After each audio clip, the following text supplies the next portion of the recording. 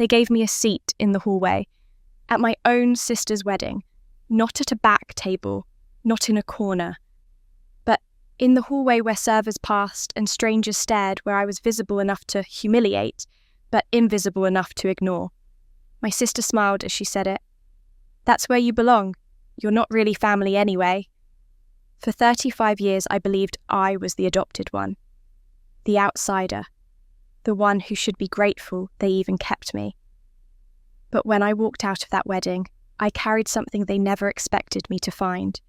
DNA results, a private investigator's file, and the location of a man who'd been buried alive for 3 decades, not in a grave, but in the basement of the house I grew up in. My father. This is the story of how one humiliating moment led me to uncover a kidnapping, a multi-generational crime, and a family secret so dark it would destroy everything they built on lies. And by the end, they would be the ones begging for mercy. My name is Whitney Jordan. I'm 35 years old and I work as a tax accountant for small businesses here in Chicago. Most people would call my life quiet. I prefer the word controlled. I wake up at 6 every morning, make my coffee the same way, take the same route to my small office on Clark Street, and come home to an apartment where no one waits for me. It's lonely, yes, but loneliness is predictable. And predictable is safe. The invitation arrived on a Tuesday afternoon in late September. I'd just finished filing quarterly reports for a family-owned bakery when I checked my mailbox and found the cream-coloured envelope wedged between a utility bill and a grocery store flyer. The return address made my stomach tighten. I recognised my mother's handwriting immediately, that sharp, elegant script that always looked like it was carved rather than written. Inside was a wedding invitation printed on expensive cardstock with gold trim. My sister Evelyn was getting married. The ceremony would take place at a resort in Michigan in 3 weeks. I stared at the names embossed across the top: Evelyn Marie Jordan and Christopher Allen Bradford request the honour of your presence. Below that, in smaller print, the date and location.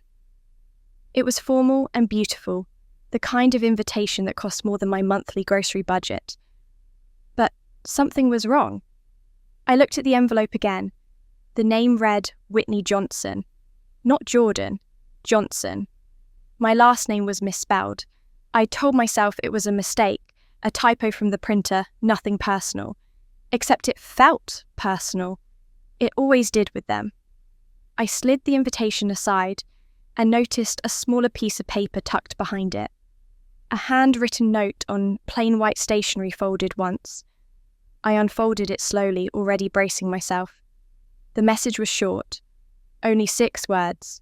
Seat, hallway, don't embarrass us. I read it 3 times as if the words might rearrange themselves into something kinder.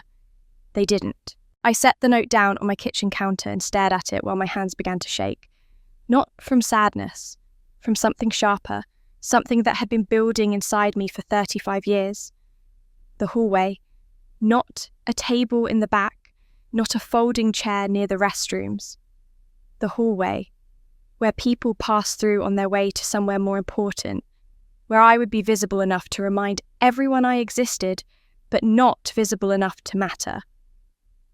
I thought about the last family gathering I'd attended 5 years ago at Thanksgiving. I'd been seated at the kids' table even though I was 30 at the time. Evelyn had laughed and said it was because there wasn't enough room at the main table. My mother had said nothing, which was worse.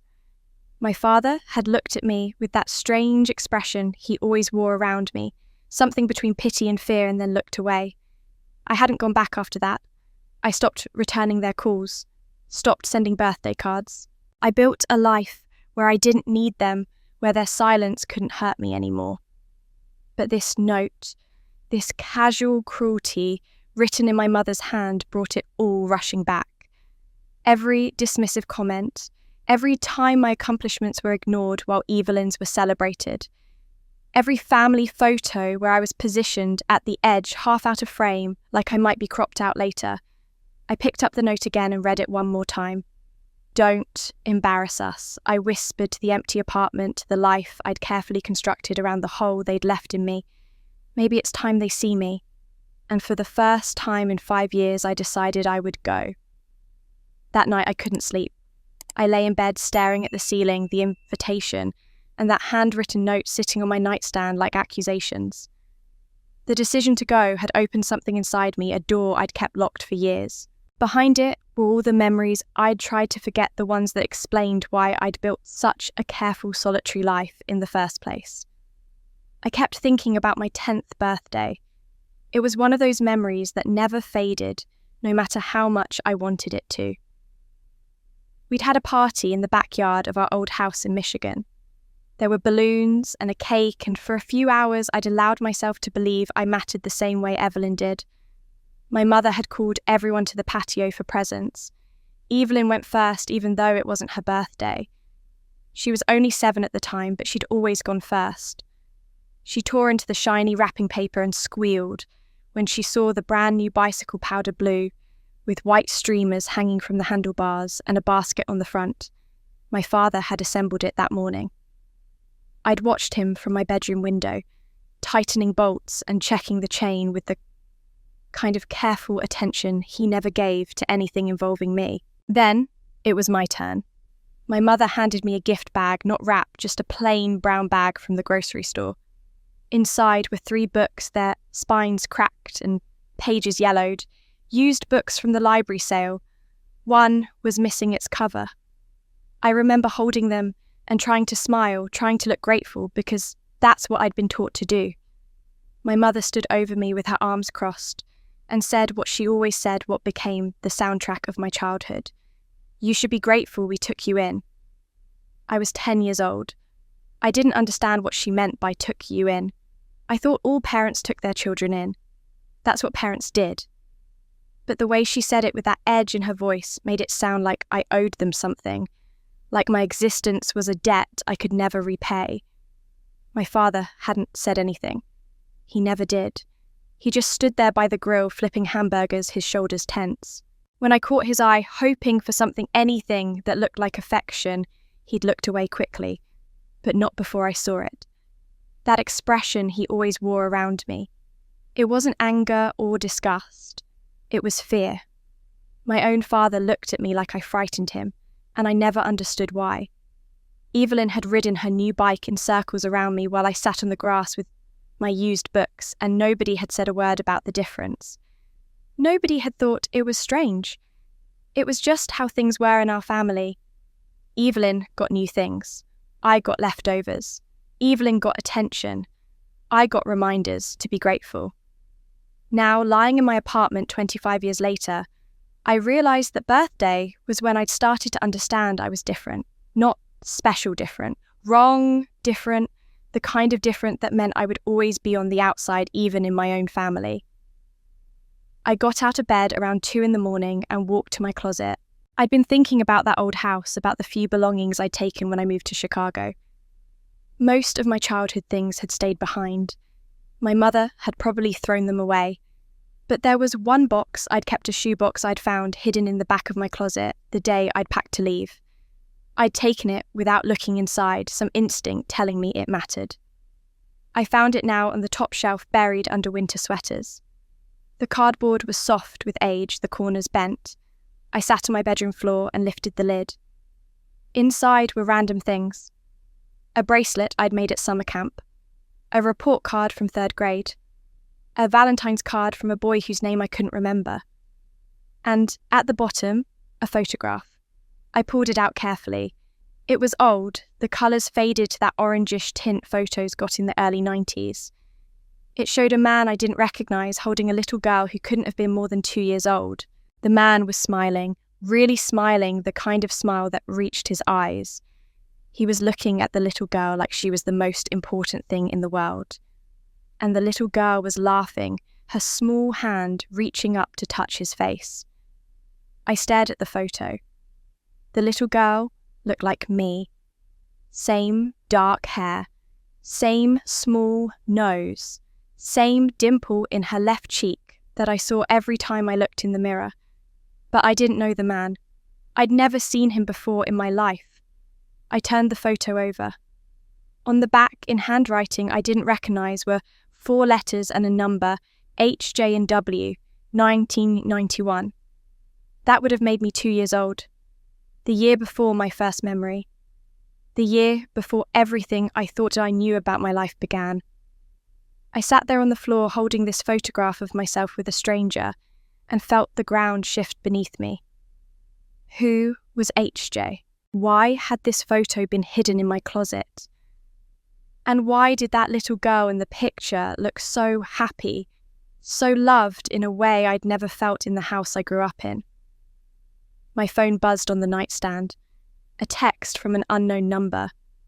I picked it up, my hands shaking. The message was short. Whitney, your mother lied about more than your adoption. I stared at the message until the screen went dark, then lit it up again to make sure I'd read it correctly. My heart hammered against my ribs.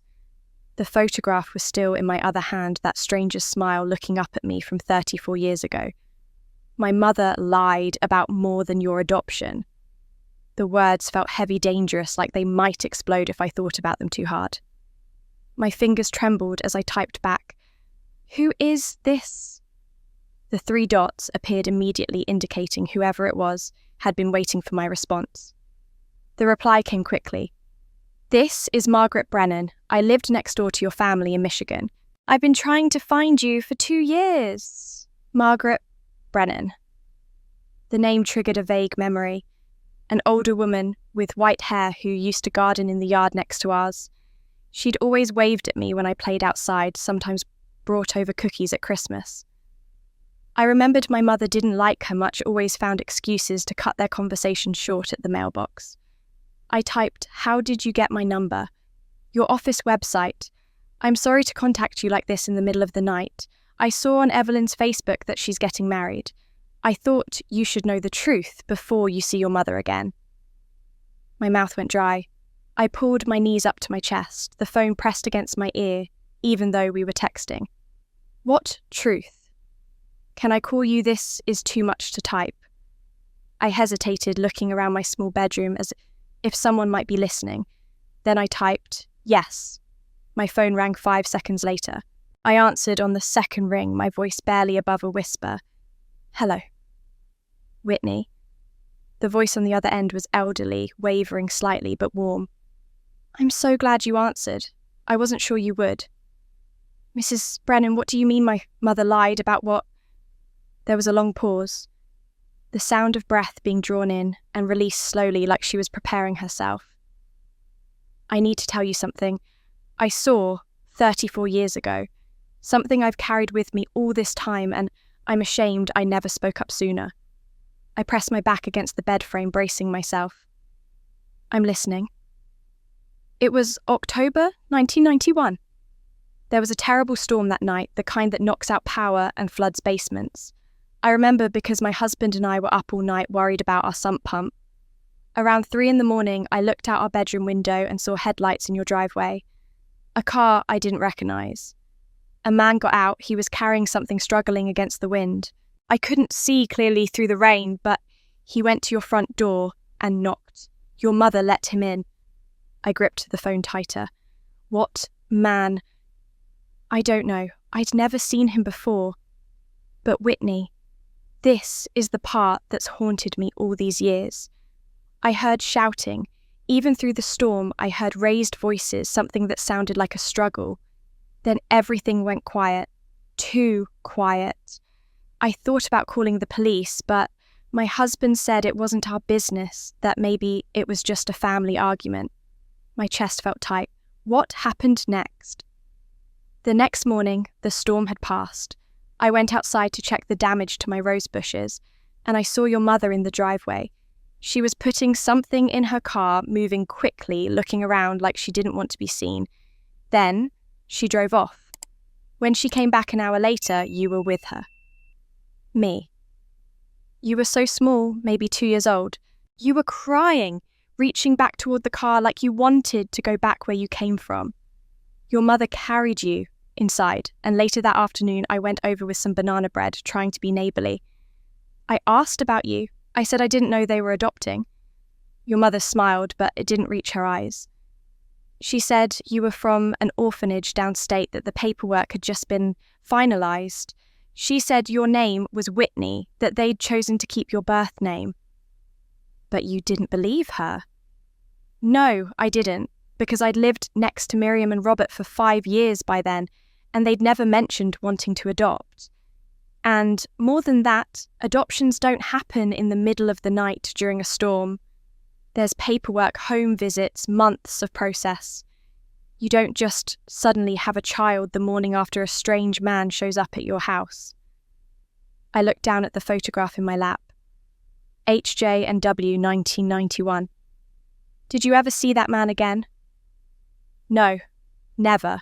And about a week later I asked around at church, trying to be subtle, asking if anyone knew anything about it.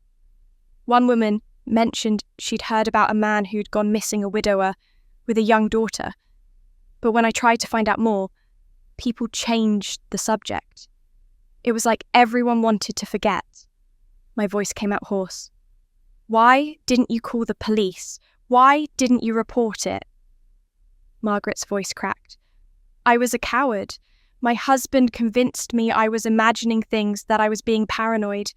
And your mother, she was very convincing. She threw you a birthday party that spring, invited the whole neighbourhood. You seemed fine, and I thought maybe I'd been wrong. Maybe I'd misunderstood what I'd seen. But I never forgot that night. I never forgot the sound of that struggle or the way you cried when you arrived. I wiped at my eyes, surprised to find them wet. You said something about my grandmother. Eleanor? Yes, Miriam's mother died in 2007. I went to the funeral. After the service, I saw Miriam standing alone by Eleanor's coffin reading a letter. Her hands were shaking.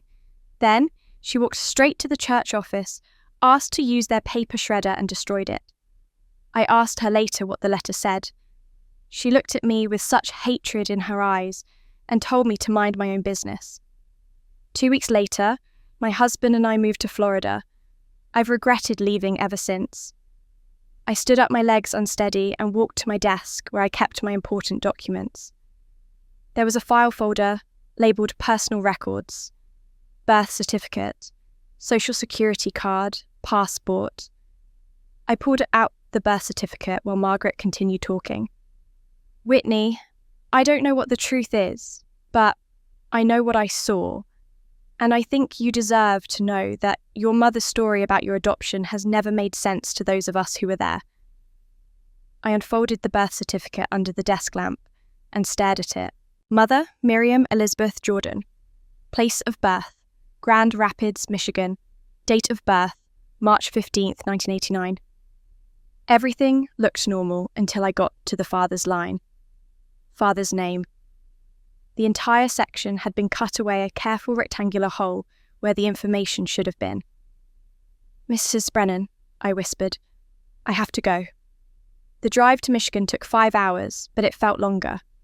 I'd spent the week since Margaret's call trying to make sense of what I'd learned, holding that mutilated birth certificate up to the light, as if the missing information might somehow reappear. I'd searched online for records for anything about a missing man named HJ in 1991, but found nothing concrete. Every lead dissolved into dead ends and sealed documents. The photograph sat in my purse, now tucked into a small envelope, a talisman of questions I intended to ask. The resort sat on the edge of Lake Michigan, one of those places that rented itself out for weddings and corporate retreats, all weathered wood and panoramic windows. I arrived just as the afternoon ceremony was ending, deliberately late enough to miss the vows, but early enough that my absence would be noted. I'd worn a simple navy dress, nothing flashy, nothing that would draw attention. The last thing I wanted was to make a scene. Not yet, anyway. I walked into the main hall where cocktail hour was already underway. The room buzzed with the conversation and laughter, glasses clinking, a string quartet playing something soft and elegant in the corner. Everyone looked beautiful and happy, dressed in their wedding best, celebrating love and new beginnings. I felt like a ghost entering a party meant for the living. Evelyn saw me first. She was standing near the bar in her wedding dress, a stunning white gown with lace sleeves and a long train that puddled around her feet. Her hair was swept up in an elaborate style, small flowers woven through the dark curls. She looked like a princess from a fairy tale. When our eyes met across the room, her smile faltered, then reformed into something harder. She crossed the floor toward me, her heels clicking against the hardwood. Several guests turned to watch, sensing something in her purposeful stride. When she reached me, she didn't hug me or take my hand. She simply looked me up and down, her expression cool and assessing. "Oh," she said, loud enough for nearby guests to hear. "You actually came." The words landed like a slap. Not hello, not I'm glad you're here, just surprise tinged with disappointment that I'd had the audacity to show up. "Of course I came," I said, keeping my voice steady. "You're my sister." "Half-sister," she corrected. And there it was, that word she'd never used before, creating distance between us with a single syllable. "Mum wasn't sure you'd bother. You haven't exactly been family-oriented lately." Before I could respond, my mother appeared at Evelyn's elbow. Miriam Jordan looked the same as she always had, tall and elegant, with silver hair cut in a precise bob, wearing a champagne-coloured dress that probably cost more than my monthly rent. Her makeup was flawless, her jewellery understated but expensive. She looked at me the way you might look at a stain on an otherwise perfect carpet. "Whitney," she said, her voice warm for the benefit of anyone listening, but her eyes remained cold. "Come with me, please. We need to get you settled."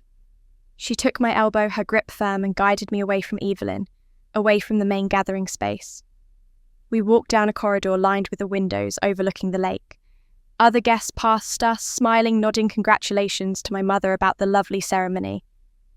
She smiled back, playing the gracious mother of the bride, but her fingers dug into my arm hard enough to leave marks. She stopped when we reached the hallway that led to the restrooms and coat check. A folding chair had been placed against the wall between a potted plant and a water fountain. A small table next to it held a place card with my name. Whitney Johnson, still misspelled. "This is your place," my mother whispered, leaning close so no one else would hear. Her breath smelled like champagne and mints. "You can watch from here if you want, but don't come into the reception room. Don't talk to the guests. Don't ruin Evelyn's day the way you ruin everything else." Something inside me cracked. Maybe it was the weeks of questions and no answers. Maybe it was Margaret's voice on the phone describing a struggle in the night. Maybe it was the photograph in my purse of a man whose name had been cut from my birth certificate. Or maybe it was simply 35 years of being told I should be grateful, of being positioned at the edge of every family moment, of being made to feel like my existence was an inconvenience. I looked at the folding chair at the place card at the hallway, where I was expected to spend my sister's wedding reception. Then I looked at my mother's face, at the satisfaction in her eyes, the certainty that I would comply because I always had. "No," I said quietly. Her expression shifted surprise, replacing satisfaction. "Excuse me," I said no. My voice was stronger now. "I'm not sitting in the hallway like a piece of furniture you're ashamed to display. Whitney, don't you dare make a scene. Not today." A scene. I stepped back from her, pulling my arm free from her grip.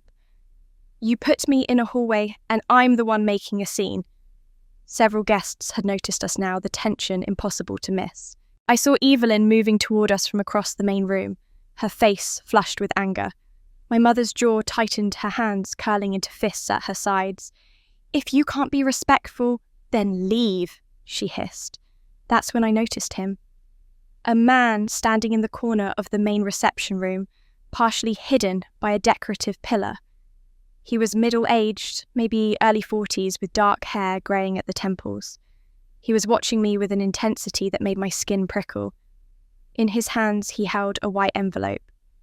Our eyes met across the distance. He didn't look away.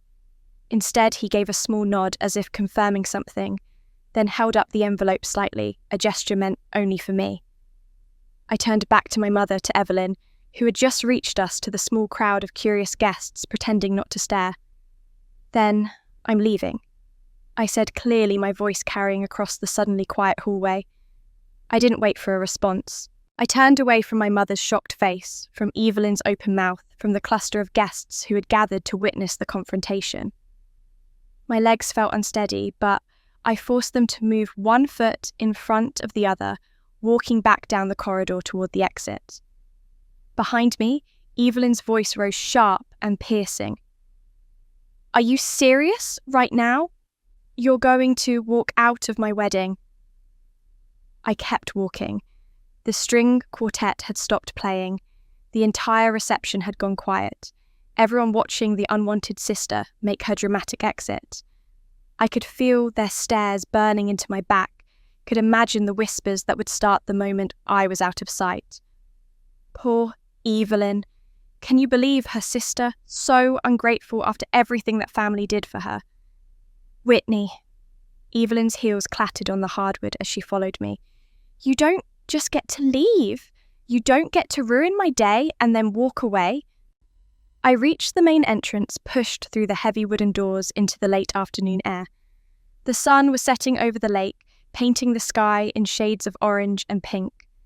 It was beautiful, the kind of scene that belonged in a wedding, the kind of moment that should have felt joyful. Instead, I felt like I was suffocating. "I'm not ruining your day," I said without turning around.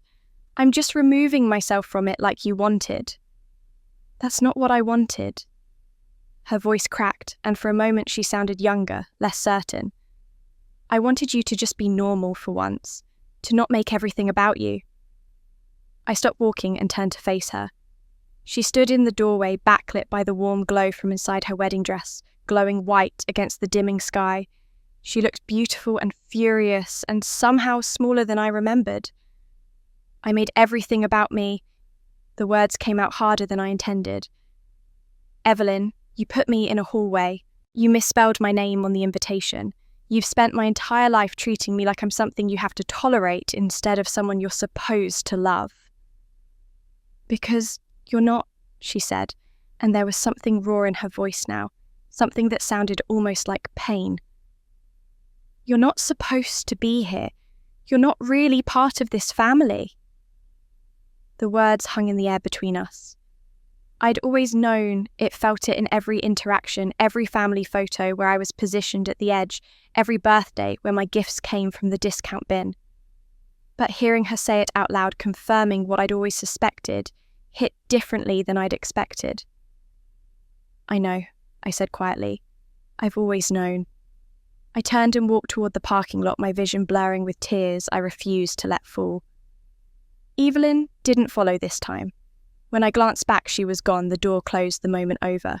I'd parked at the far end of the lot, away from the expensive cars and luxury SUVs that belonged to Evelyn's new in-laws, and my mother's country club friends. My 12-year-old Honda looked out of place, just like I did. I was fumbling for my keys when I heard footsteps running behind me. Miss Wace?" I turned to see a young woman in a server's uniform, probably early 20s, jogging across the parking lot. She was slightly out of breath, holding something in her hand. "I'm so sorry to bother you," she said, reaching me. "But a man inside asked me to give you this. He said it was important that you needed to have it before you left." She held out a white envelope, the same one I'd seen the stranger holding inside. It was thick, sealed with my name written across the front in neat block letters. Just my first name, Whitney. "What man?" I asked, taking the envelope. "I don't know. Dark hair, maybe 40? He was standing near the back of the room. "He gave me $50 to make sure you got this." She smiled apologetically. "He seemed really concerned that you receive it." "Did he say anything else?" "Just that you'd understand when you opened it." She glanced back toward the building, anxious to return. "I should get back. I'm sorry about whatever happened in there. For what it's worth, your sister was wrong to put you in that hallway." She jogged back before I could respond, leaving me alone in the parking lot with the mysterious envelope. I looked down at it, my name stark against the white paper. My hands were shaking as I broke the seal. Inside were 3 items. The first was a business card, simple and professional.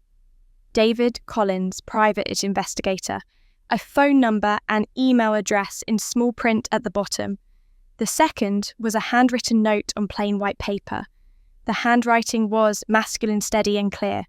It read, "Open this when you're ready to know the truth about who you really are." The third item was another envelope, smaller, made of the heavy paper used for official documents. Across the front, stamped in red ink, were the words, "DNA test results. Confidential." My heart hammered against my ribs.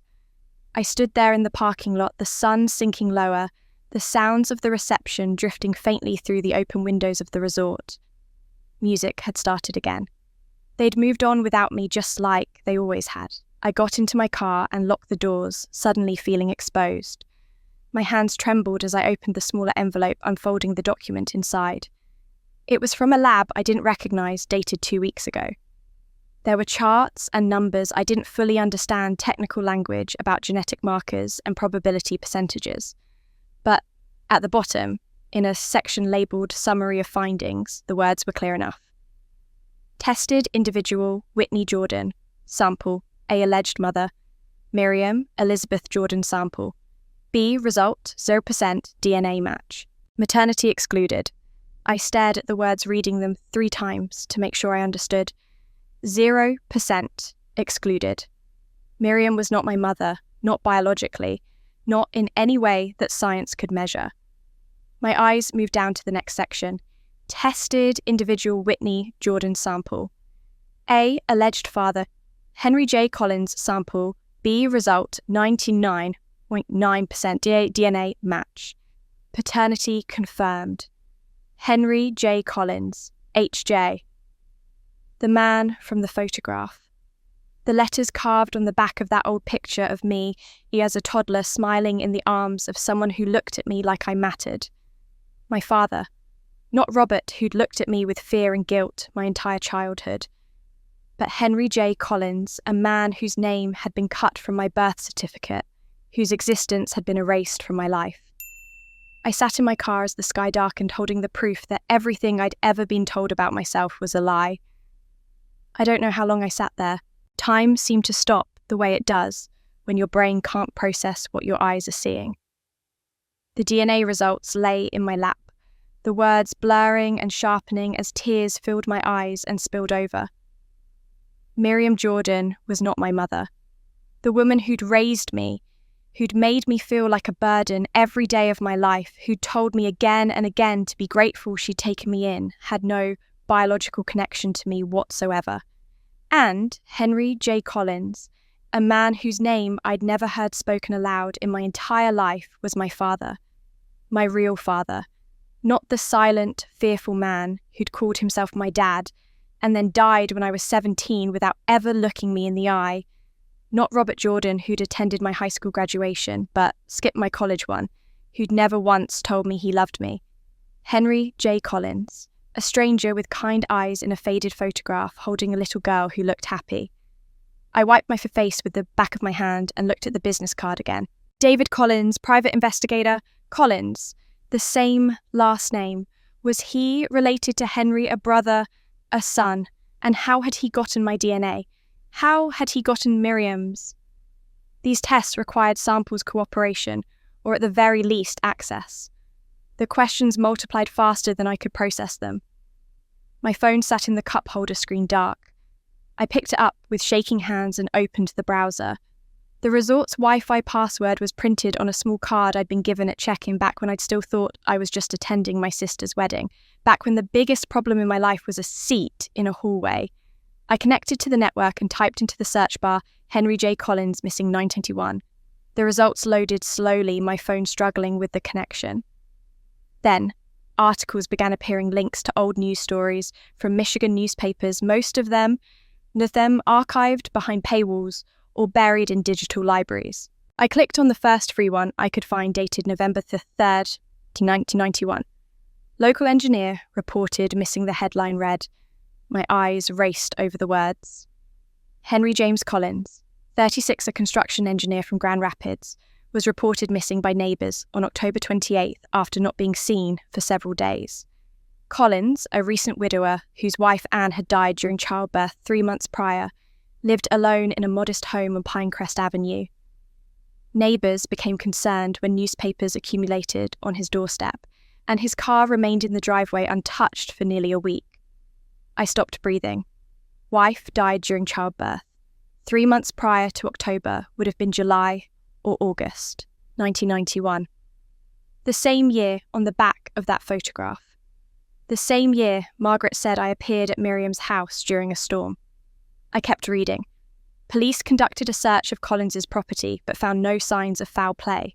Personal belongings, including his wallet and keys, were discovered inside the home. His vehicle showed no evidence of recent use.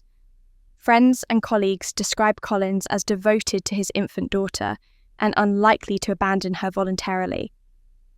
However, given his recent loss and reported symptoms of depression, authorities have not ruled out the possibility that Collins, overwhelmed by grief, may have taken his own life. The infant daughter. Me. I was the infant daughter. My hands were shaking so badly I almost dropped the phone. I scrolled down looking for more information and found a smaller follow-up article, dated December 15th, 91. Search for missing engineer called off. The brief paragraph explained that after 6 weeks of investigation, police had found no trace of Henry Collins. His case was being moved to inactive status. The article ended with a single, haunting line: Collins's daughter is reportedly in the care of family friends while the investigation continues. Family friends. Miriam and Robert Jordan, who lived close enough to be neighbours, close enough for Miriam to know exactly when Anne Collins died, close enough to see an opportunity.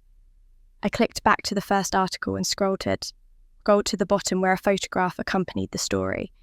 The image was grainy, clearly scanned from an old newspaper, but I recognised him immediately.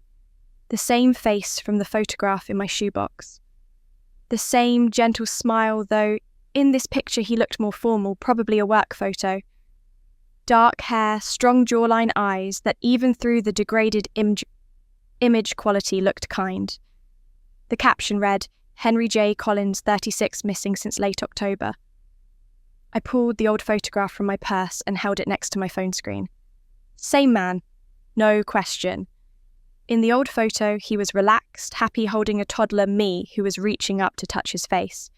In the newspaper photo, he wore a tie and looked professional, serious. But it was definitely him. Henry J. Collins. My father. I saved the newspaper article to my phone and searched for more. There were a few other mentions, brief updates that led nowhere. Speculation pieces that wondered if he'd drowned in the nearby lake or wandered into the woods in a state of confusion. But there was no resolution, no body found, no closure. Henry J. Collins had simply vanished in October 1991, and 3 months later, I was living with Miriam and Robert Jordan under the story that I'd been adopted from an orphanage. But I hadn't been adopted. I'd been taken, stolen from my father's house during a storm, while neighbours heard sounds of struggle. And somehow, my father had disappeared, and everyone had simply accepted it, moved on, closed the case. What happened to you? I whispered to the photograph on my phone. Where did you go? My mind spun with possibilities, each one darker than the last. Had Miriam and Robert done something to him? Had they threatened him, hurt him, made him disappear so they could keep me? Or had he really been so devastated by my mother Anne's death that he'd abandoned me and Miriam had simply taken advantage of the situation? But that didn't explain the cut birth certificate. It didn't explain why Miriam had burned Eleanor's letter. It didn't explain the fear in Robert's eyes every time he looked at me, or the way Miriam had controlled every aspect of my life, keeping me isolated, making sure I never asked too many questions about where I came from. I was about to search for more information when my phone buzzed in my hand, making me jump. A text message from an unknown number. Not the same one Margaret had used. This one showed no name, no identifying information, just a string of digits I didn't recognise. I opened it, my heart pounding. The message was short, direct, and terrifying. Stop digging, or you'll end up like him. You have 8 hours. I didn't sleep that night. I drove straight back to Chicago, 5 hours on dark highways, with my doors locked and my eyes constantly checking the rearview mirror for cars that might be following me. The threatening text sat on my phone like a live grenade. Stop digging, or you'll end up like him. Every set of headlights behind me felt like a threat. Every rest stop seemed like a place where something terrible could happen. I reached my apartment at 2 a.m, checked every lock twice, and sat on my couch with all the lights on until the sun came up. At 7, I pulled out David Collins' business card and dialed the number before I could lose my nerve. He answered on the second ring. His voice was warm, professional, with an undertone of urgency. "This is David Collins. This is Whitney Jordan," I said, my voice hoarse from lack of sleep. "You gave me an envelope yesterday, at my sister's wedding." There was a pause, then a release of breath that sounded like relief. "Thank God you called. I wasn't sure you would. Are you safe? Are you somewhere private?" The question sent a chill through me. I'm at my apartment in Chicago. Why wouldn't I be safe? "Because if they know you have those DNA results, they'll try to stop you from finding out more." He spoke quickly, urgently. "Have you received any threats? Any strange messages or calls?" I looked down at my phone at the unknown number that had texted me last night. "Yes, someone told me to stop digging or I'd end up like him. Like Henry." "Then we need to meet. Today, somewhere public." His voice was tense, now controlled but barely. "There's a coffee shop on North Clark Street called Brewster's. Do you know it? I can find it. Meet me there in 2 hours, 10 o'clock, and Whitney, don't tell anyone where you're going. Not friends, not co-workers, especially not anyone from your family." He hung up before I could ask more questions. I sat there holding the phone, my mind racing. Who was David Collins? Why had he been investigating my family, and how much danger was I actually in? I showered and changed into clean clothes, moving through my morning routine on autopilot. My hands shook as I made coffee I couldn't drink. The threatening text kept replaying in my mind. "You'll end up like him." What had happened to Henry? Where had he gone that October night in 1991? And why was someone willing to threaten me 34 years later to keep me from finding out? Brewster's was a small cafe in my neighbourhood, the kind of place with mismatched furniture and local art on the walls. I arrived 15 minutes early and chose a table near the back where I could see the entrance. At exactly 10 o'clock, a man walked in, who I recognised immediately. The same person I'd seen at the wedding watching me from across the room, the one who'd paid the server to deliver the envelope. He was tall, probably 6 feet, with dark hair greying at the temples, and sharp, intelligent eyes. He wore jeans and a dark jacket, and he scanned the room carefully before his gaze settled on me. He approached with a slight nod, extending his hand as he reached the table. "Whitney, I am David Collins. Thank you for meeting me." His handshake was firm, his palm slightly rough like he worked with his hands. Up close, I could see the family resemblance. He had the same strong jawline as Henry, the same shape to his eyes. I realised with a start that if he was Henry's son, that made us siblings. He sat down across from me, his back to the wall, positioned so he could watch the door. "I know you have questions. I'll answer all of them. But first, I need to know exactly what happened yesterday after you got the envelope. Did anyone follow you? Did anyone approach you besides sending that text?" "No, I drove straight home. I've been alone since then." He nodded, some of the tension leaving his shoulders. "Good. That's good. The text worries me, but if they haven't made a physical move yet, we have time." "Time for what? And who are they?" My voice came out sharper than I intended. "I need to know what's happening. That envelope said Henry Collins is my father. The newspaper said he disappeared in 921. You have the same last name. So tell me, who are you, and what is this about?" David leaned forward, his voice low and intense. "Henry Collins is my father too. He's your father and mine, which makes us half-siblings.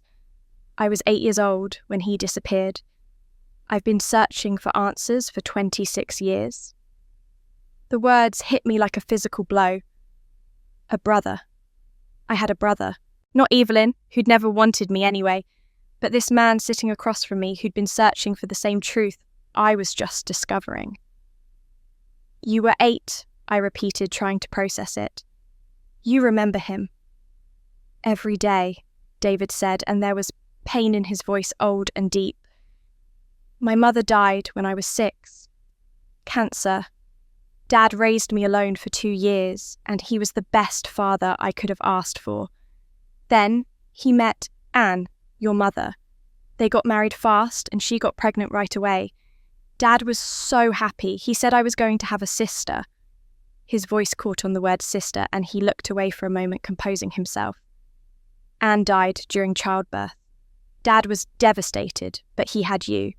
He called me from the hospital, told me you were perfect, that you had Anne's eyes. He said we'd be okay, that we'd be a family, the 3 of us." "What happened?" I whispered. 3 months later, he was gone. Vanished. I woke up one morning at my aunt's house where I'd been staying for a few days, and she told me Dad had disappeared. No note, no explanation. The police searched but found nothing. They assumed he'd killed himself out of grief. David's jaw tightened.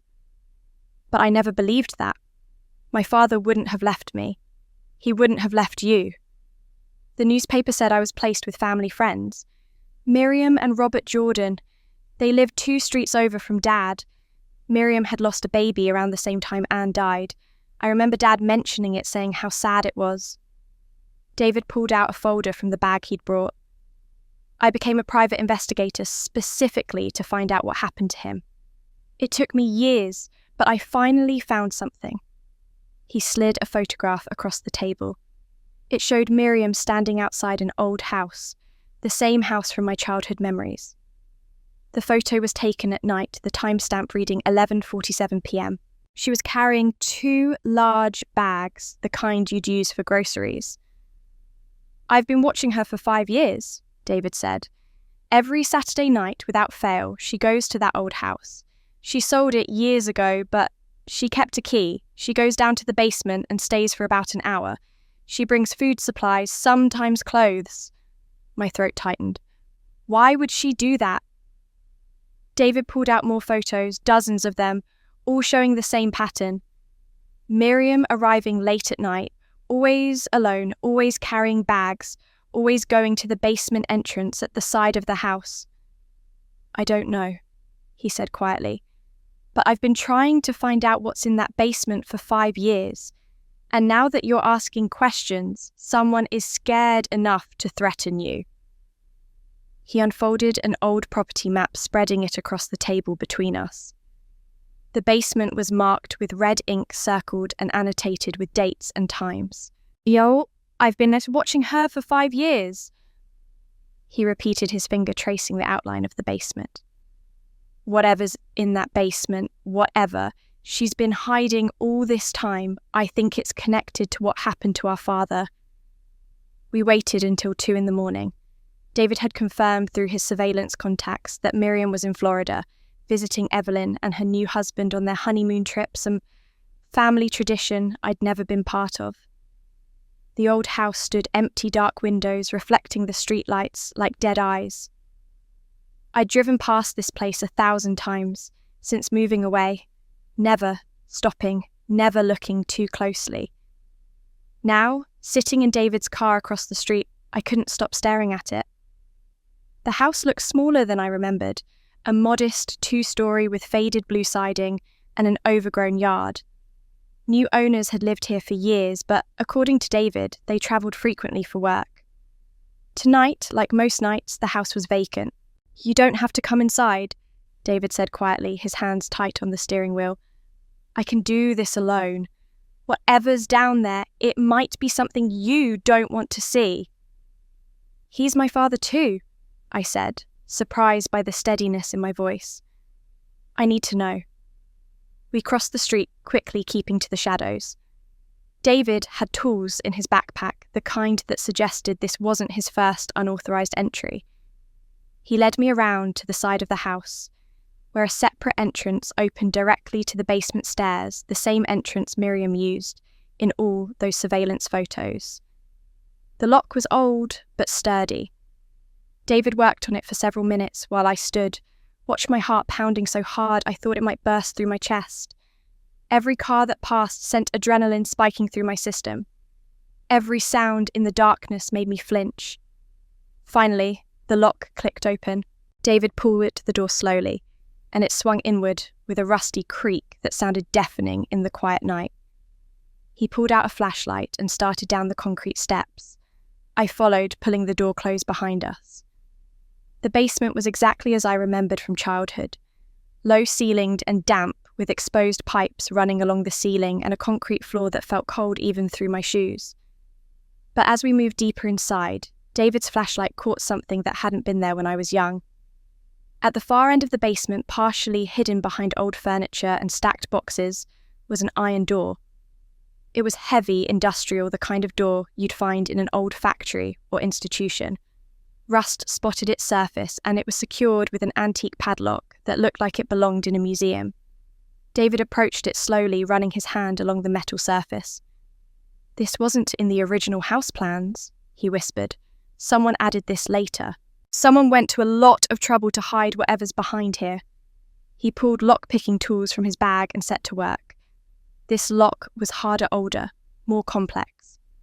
I stood behind him, the flashlight beam shaking in my hands as I tried to hold it steady. Minutes passed like hours. Then finally, the padlock snapped open with a sound that echoed through the basement. David pulled the iron door open. The hinges screamed in protest metal, scraping against metal. Behind it, concrete steps led down into deeper darkness, into a sub-basement I'd never known existed. The smell hit me first. Stale air, decades old, mixed with something else I couldn't identify. Mold, maybe, or rot. David descended first, his flashlight cutting through the black. I followed each step, feeling like a descent into something I could never come back from. The sub-basement was small, maybe 10 feet by 12. The walls were covered in thick foam panels, the kind used for soundproofing. My flashlight beam travelled across them, and I felt my stomach turn over. This wasn't storage. This wasn't a wine cellar or root cellar. This was a room designed to trap sound, to keep secrets. In the centre of the space sat an iron chair bolted to the concrete floor. Heavy chains hung from its arms and legs, their metal dark with age and rust. Around the chair, the concrete was stained with things I didn't want to identify, and on the walls, carved directly into the foam and the concrete beneath, were words. I moved closer, my hand shaking so badly the flashlight beam jumped and scattered. The writing was crude, scratched into the walls with something sharp, maybe a nail or piece of metal. Some of it was old. The letters faded and filled with years of dust. Some looked newer, though still aged. "Whitney, Daddy loves you, 1991. I'm sorry I couldn't protect you. 92, please, God let her be safe. 95, does she remember me, 2000? I hope she's happy. 2005. Whitney, if you ever find this, know that I never stopped loving you. 2010. The dates stretched across the walls, a timeline of despair carved into concrete and foam. My father had been here, in this room, for years, decades maybe, writing messages to me while I lived upstairs, while I ate dinner with the woman who'd imprisoned him while I grew up thinking I was adopted and unwanted.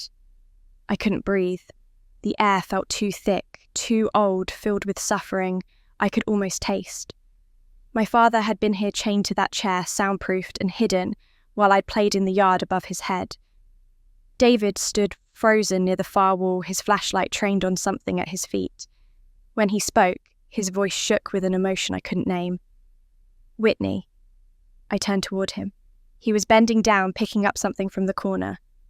A notebook, its cover torn and water-stained pages yellowed with age. He opened it carefully, squinting at the handwriting inside. His face went pale, then flushed, then pale again. "Whitney, this handwriting, it's my father's." I started toward him, desperate to read whatever Henry had written.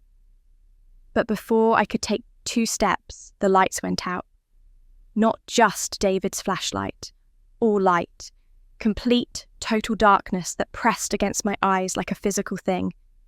And from somewhere behind us, from the top of the stairs we just descended, came the shriek of metal on metal as the iron door slammed shut. The darkness was absolute, the kind that made you question whether your eyes were even open. I heard David's sharp intake of breath somewhere to my left, heard the journal pages rustling as his hands tightened on it. My own breathing came too fast, too shallow, panic rising in my throat like bile. "David," I whispered, but even that small sound seemed too loud in the suffocating silence. Heavy footsteps echoed above us, creaking on the wooden floorboards of the main basement. Whoever had closed the door was still up there, moving around. I pressed myself against the foam-covered wall, the carved messages beneath my palm, my father's desperate words etched into the concrete. The irony wasn't lost on me. I was trapped in the same space that had held him prisoner, feeling the same terror he must have felt. The footsteps stopped directly above us. Then came the scrape of metal, the sound of the iron door being opened again. Light flooded down the stairs, blinding after the complete darkness. I squeezed my eyes shut, then opened them slowly, trying to adjust. A man's silhouette filled the doorway at the top of the stairs, backlit by a powerful flashlight. He was large, well over 6 feet, with broad shoulders that seemed to fill the narrow opening. He started down the steps slowly, the beam of his flashlight sweeping across the sub-basement like a searchlight. "I know someone's down here," he called out, his voice rough and uncertain. "I heard the door, Miriam told me to keep this locked, told me to check it every week while she's gone." David grabbed my arm, pulling me behind a stack of old wooden crates that had been shoved against the far wall. We crouched there, barely breathing, as the man's flashlight beam passed inches from where we hid.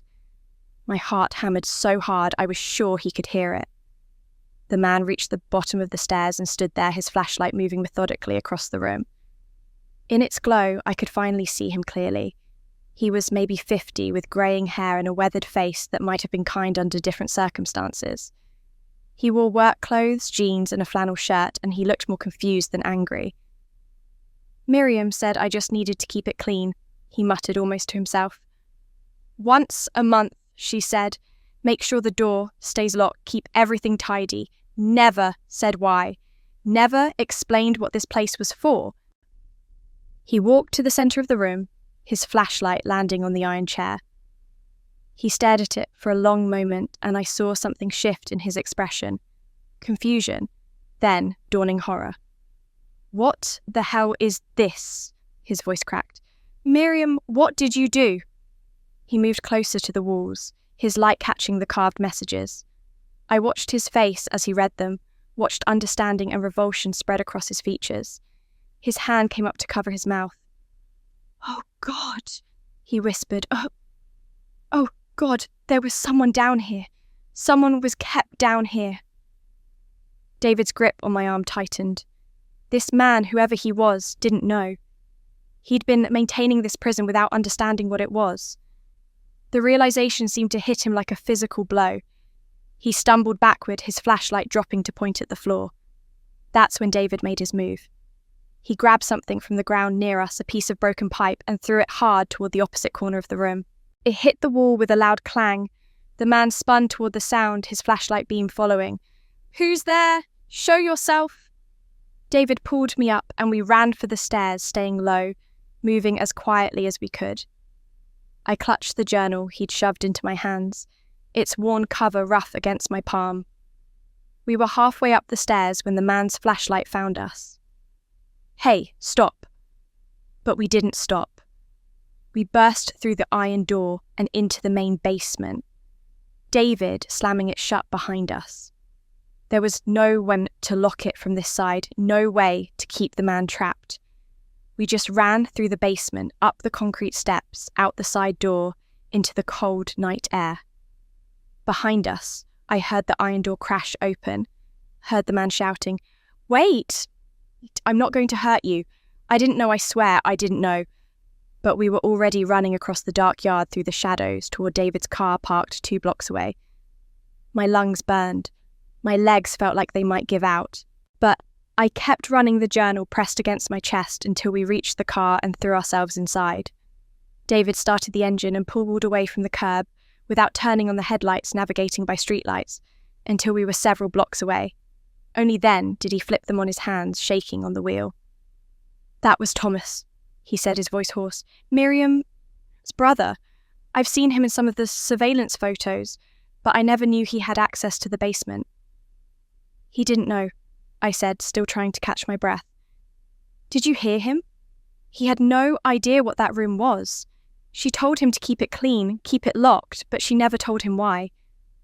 Which means he might have been helping her without knowing what he was helping with." David's jaw clenched.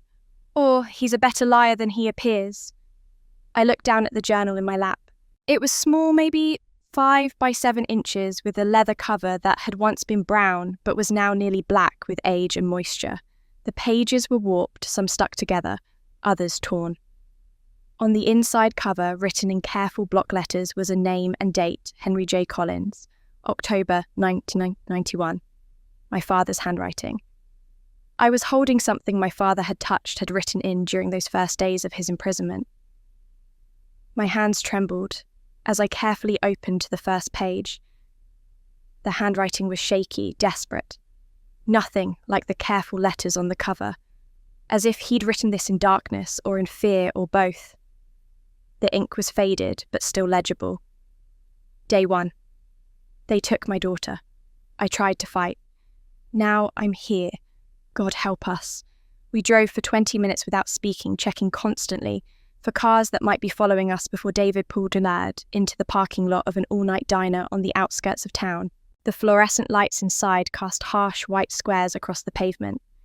At 3 a.m, the place was nearly empty, just a tired waitress and 2 truckers nursing coffee at the counter. We took a booth in the back corner, ordered coffee we didn't want, and I carefully laid the journal on the table between us. My hands were still shaking. The first entry stared up at me, those desperate words written in my father's hand 34 years ago. Day 1. They took my daughter. I tried to fight. Now I'm here. God help us. David leaned forward, his voice barely above a whisper. Are you ready for this? Once we read it, we can't unknow what's in there. I nodded, not trusting my voice, and turned to the next page. The entries were sporadic at first, sometimes several, in one day, sometimes gaps of weeks. The handwriting varied from careful and controlled to wild and barely legible, tracking my father's mental state as clearly as his words did. I read them aloud softly, my voice breaking more than once while David listened with his jaw clenched tight. July 1991, Anne is gone. The doctors said complications, said there was nothing they could do, but she gave me Whitney before she left. My beautiful daughter. She has Anne's eyes. I don't know how I'm going to do this alone, but I will. I promise Anne I will keep our daughter safe. August 1991. David came to visit today. He held Whitney so carefully, like she might break. He's only 8, but he's trying so hard to be strong for me. I told him we're going to be okay, the 3 of us. I have to believe that. September 1991. The neighbours brought food again. The woman Miriam, she keeps coming by. She lost her own baby last month. Same time Anne died. SIDS, she said. Her daughter was also named Whitney. She wants to hold my Whitney, says it helps with her grief. I let her a few times. Maybe I shouldn't have. October 27, 1991. Something's wrong with Miriam. She came by today and wouldn't leave, kept saying Whitney should be hers, that God took the wrong baby. Her husband Robert finally came and got her apologised. I'm keeping the doors locked from now on. October 28, 1991. It's late. Storm outside. Someone's pounding on the door. I can hear her screaming. Miriam. She's demanding I give her Whitney. She says her daughter. I'm calling the police. The next entry was different, the handwriting jagged and desperate, written in what must have been near darkness. October 29th, 1991. I don't know what day it is. Don't know what time. Everything's black. Miriam broke the door down last night. I had Whitney in my arms. She tried to take her and I fought. Then someone hit me from behind. A man, her brother maybe. When I woke up, I was here. Wherever here is. Underground. I can smell earth and mold. My head is bleeding. I screamed until my voice gave out. No one came. Whitney is gone. My baby girl is gone. Tears blurred my vision. I had to press my palms against my eyes, breathe through the pain in my chest. David reached across the table, squeezed my hand briefly, then withdrew. The waitress came by with coffee refills and David waved her away. I kept reading. November 1991, I've been here for days, maybe weeks. Miriam comes sometimes. She brings food, water. She tells me Whitney is fine, she's happy, she doesn't remember me. Miriam says I have a choice. Stay quiet and stay alive, know that Whitney is being cared for. Or make noise, try to escape, and I'll never see her again. She says if I die, Whitney will never know what happened to me. At least this way, maybe someday she'll find out the truth. December 1991, Robert doesn't know. Miriam told him she adopted Whitney legally from an agency. He believes her, or he wants to believe her. I hear him sometimes upstairs playing with her. He's kind to her. That's the only thing keeping me sane. She's being fed, kept warm, loved in some twisted way. I'm alive. She's alive. It has to be enough. The entries stretched on year after year, a chronicle of suffering and survival. Henry documented every sound he heard from above, every word Miriam spoke during her visits, every tiny detail about my childhood that filtered down to his prison. He heard my first words, my first steps, my first day of school. He heard me crying when I was sick, heard Evelyn being born 2 years after I was taken, heard the difference in how Miriam spoke to each of us. 2010. Whitney is 19 now. I heard her arguing with Miriam yesterday. Something about college. Miriam's voice was cold. Whitney's voice was small, defeated. I wanted to scream, to tell her to fight, to be strong. But I can't. My voice is almost gone now. Years of this damp air, this cold. I'm sick more often than I'm well. But I'm still here. Still listening. The final entries were dated 2020, the handwriting so shaky I could barely read it. January 2020. Miriam hasn't been down in months. I hear footsteps sometimes, but not hers, someone else. Thomas, maybe. I don't know if I'm dying or if I've been dead for years and just haven't noticed. I hear Whitney's voice upstairs sometimes. She sounds sad. I wish I could have protected her. I wish I could have been the father she deserved. The last entry was the longest written with obvious effort, some words crossed out and rewritten. February 2020. Yuan. If anyone finds this, know that I stayed alive as long as I could. Not for me, for Whitney. So someday she might know the truth. Tell her I never stopped loving her. Tell her every message I carved on these walls was real. Tell her I heard her growing up, heard her laugh and cry and breathe above my head, and those sounds kept me alive when nothing else could. And tell her this, Miriam's not the monster. Her mother made her this way. Miriam was stolen too, just like Whitney. This is a curse that passes from mother to daughter, and Whitney needs to break it before it destroys her too. I closed the journal carefully, my hands trembling so badly, the pages rustled. The words echoed in my head, refusing to settle into any kind of sense.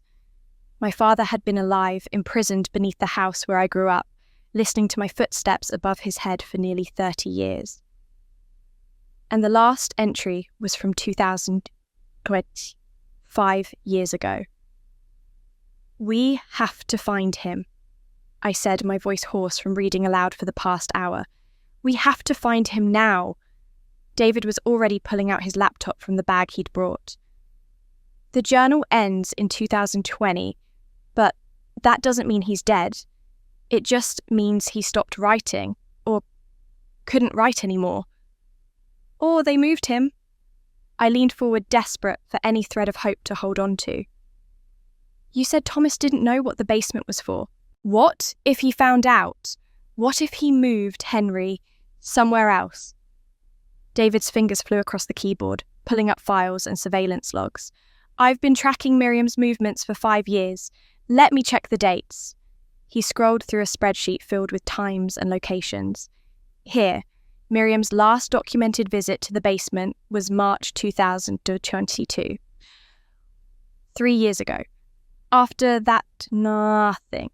She stopped going entirely. Why would she stop after all those years? I don't know, but look at this. He pulled up another file, this one showing GPS data plotted on a map. I put a tracker on Thomas's truck 2 years ago when I realised he was involved somehow. Most of his routes are normal, work sites, grocery stores, his apartment, but every 2 weeks he makes this trip.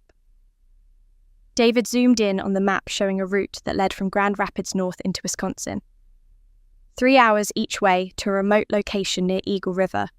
He stays for about 4 hours, then drives back. Oh, my heart was pounding. What's that? David switched at screens, pulling up property records. It took me months to trace the ownership. The land is registered to a shell company called Pinecrest Holdings, LLC. But when you dig through the corporate filings, the company is owned by another company, which is owned by a trust. And the trustee is Miriam Jordan. She owns property in Wisconsin.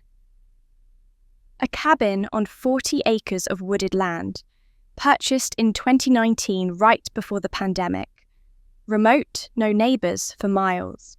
The perfect place to hide someone if you needed to move them from a basement that was becoming too risky to access. I stared at the map, at the small red pin marking the location of the cabin. My father could be there right now. After 34 years of being told he was dead, of believing he'd abandoned me, he might be alive and less than 200 miles away. We're going, I said. It wasn't a question. David looked at me, his expression grave. Whitney, we don't know what we're going to find there. If he's there at all, after 5 years in that basement and 5 more years, wherever they moved him, he might not be the man from the journal. He might not even recognize you. I don't care. He's my father. He stayed alive for me. The least I can do is find him. David nodded slowly, then began packing up his laptop. Then we go now. Before Thomas makes his next visit, before Miriam gets back from Florida, we might not get another chance. We left the diner as dawn was breaking the sky, turning from black to deep purple. David drove while I held the journal in my lap, like a prayer book, reading and rereading the entries, trying to memorize every word my father had written.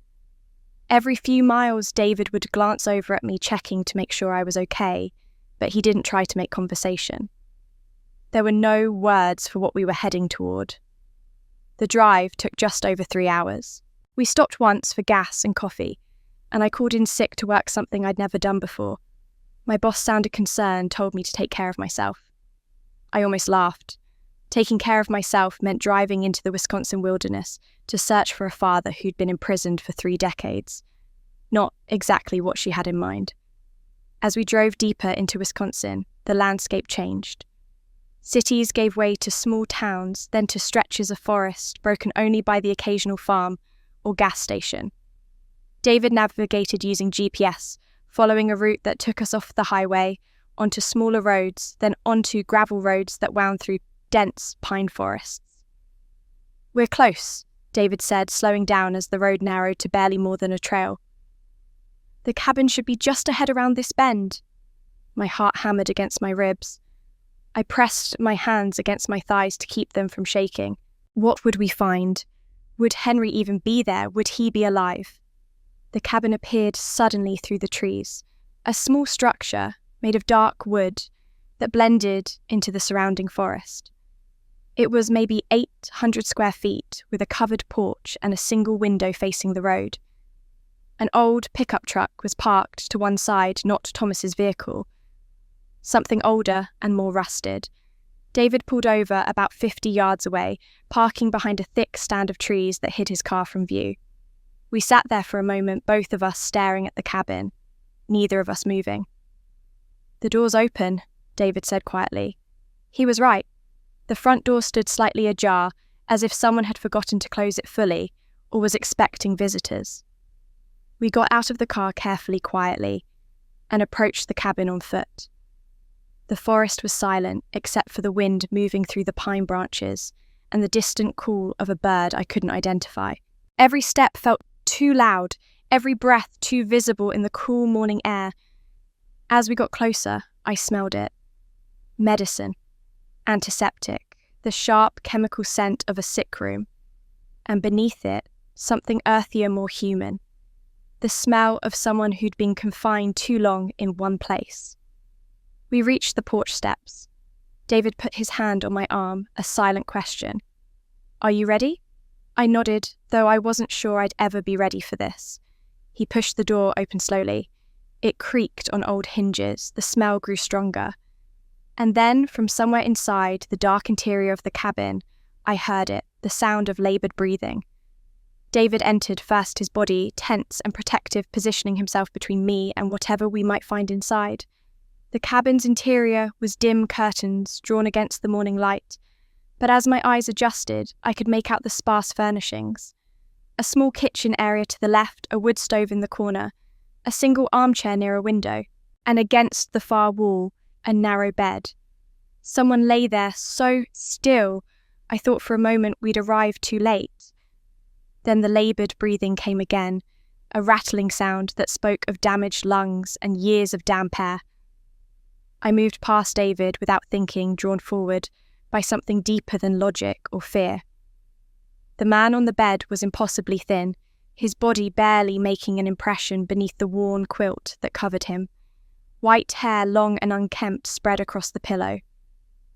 His face was gaunt, cheekbones sharp beneath papery skin, and his hands resting on top of the quilt were skeletal, marked with age spots and scars.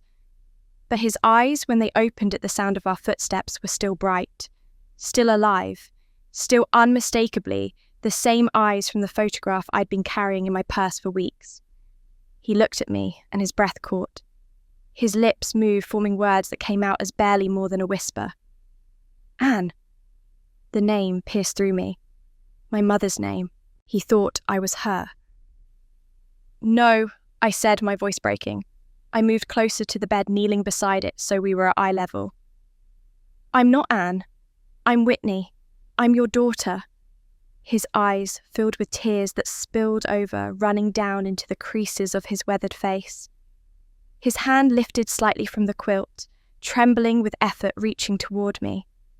I took it carefully, shocked by how light it felt, how fragile. His fingers closed around mine with surprising strength. "Whitney." He breathed, and the way he said my name with such tenderness and relief and grief, all tangled together, broke something open inside me. "My Whitney, you're real, you're here." "I'm here," I whispered, tears streaming down my face. "I found you. We found you." His gaze shifted past me to David, who stood frozen near the door. Recognition flickered across Henry's face, followed by disbelief. "David?" My son. David crossed the room in 3 strides and dropped to his knees on the other side of the bed. "Dad. Oh God. Dad, we thought you were dead." "I was," Henry said, his voice gaining a little strength. "In every way that mattered, I was. But I'm here. You're both here. How did you find me? Your journal," I said, still holding his hand. "We found it in the basement. We read everything. We know what Miriam did, what she's been doing all these years." Something shifted in Henry's expression, a mix of relief and sadness. "Then, you know I never left you. Either of you. I tried to fight. I tried to get back to you." "We know," David said, his voice thick. "We know everything now." Henry's breathing grew more laboured, and he paused to catch his breath before continuing. "Thomas found me in 2020. Miriam had a stroke, was in the hospital for weeks. Thomas went to the house to check on things, went down to the basement for something. He heard me. All those years, Miriam told him the basement was just storage. Told him to keep it locked and cleaned, but never explained why. He had no idea I was there." "We saw him last night," I said. "In the basement. He seemed shocked by what he found. He was. He told me later he vomited when he realised what he'd been maintaining all those years. He wanted to call the police immediately, but I begged him not to. Henry's grip on my hand tightened. I was so weak by then, so sick. I'd been down there 29 years. I didn't want to die in a hospital being questioned by police, having my final days turned into a media circus. And I was terrified of what would happen to you, Whitney, if the truth came out suddenly. What do you mean? You'd lived your whole life thinking you were adopted, that you belonged with the Jordans. I didn't want you to find out like that through news reports and investigations. I wanted to give you time to discover the truth on your own terms when you were strong enough to handle it. He paused, wheezing. Thomas agreed. He moved me here to this cabin Miriam owned, but rarely visited. He's been taking care of me ever since, bringing medicine, food, everything I need. He's terrified of Miriam, terrified of what she'll do if she finds out he helped me. He's been protecting you, David said, understanding dawning in his voice. In his way, says it, he's not a bad man, just a frightened one. Miriam has controlled him his whole life, just like she controlled Robert, just like she tried to control you, Whitney. Henry looked at me, his eyes intense despite his physical weakness. Did you read the last entry about Miriam? I nodded. You said she wasn't a monster, that her mother did the same thing to her. It's true. Miriam told me everything during those years.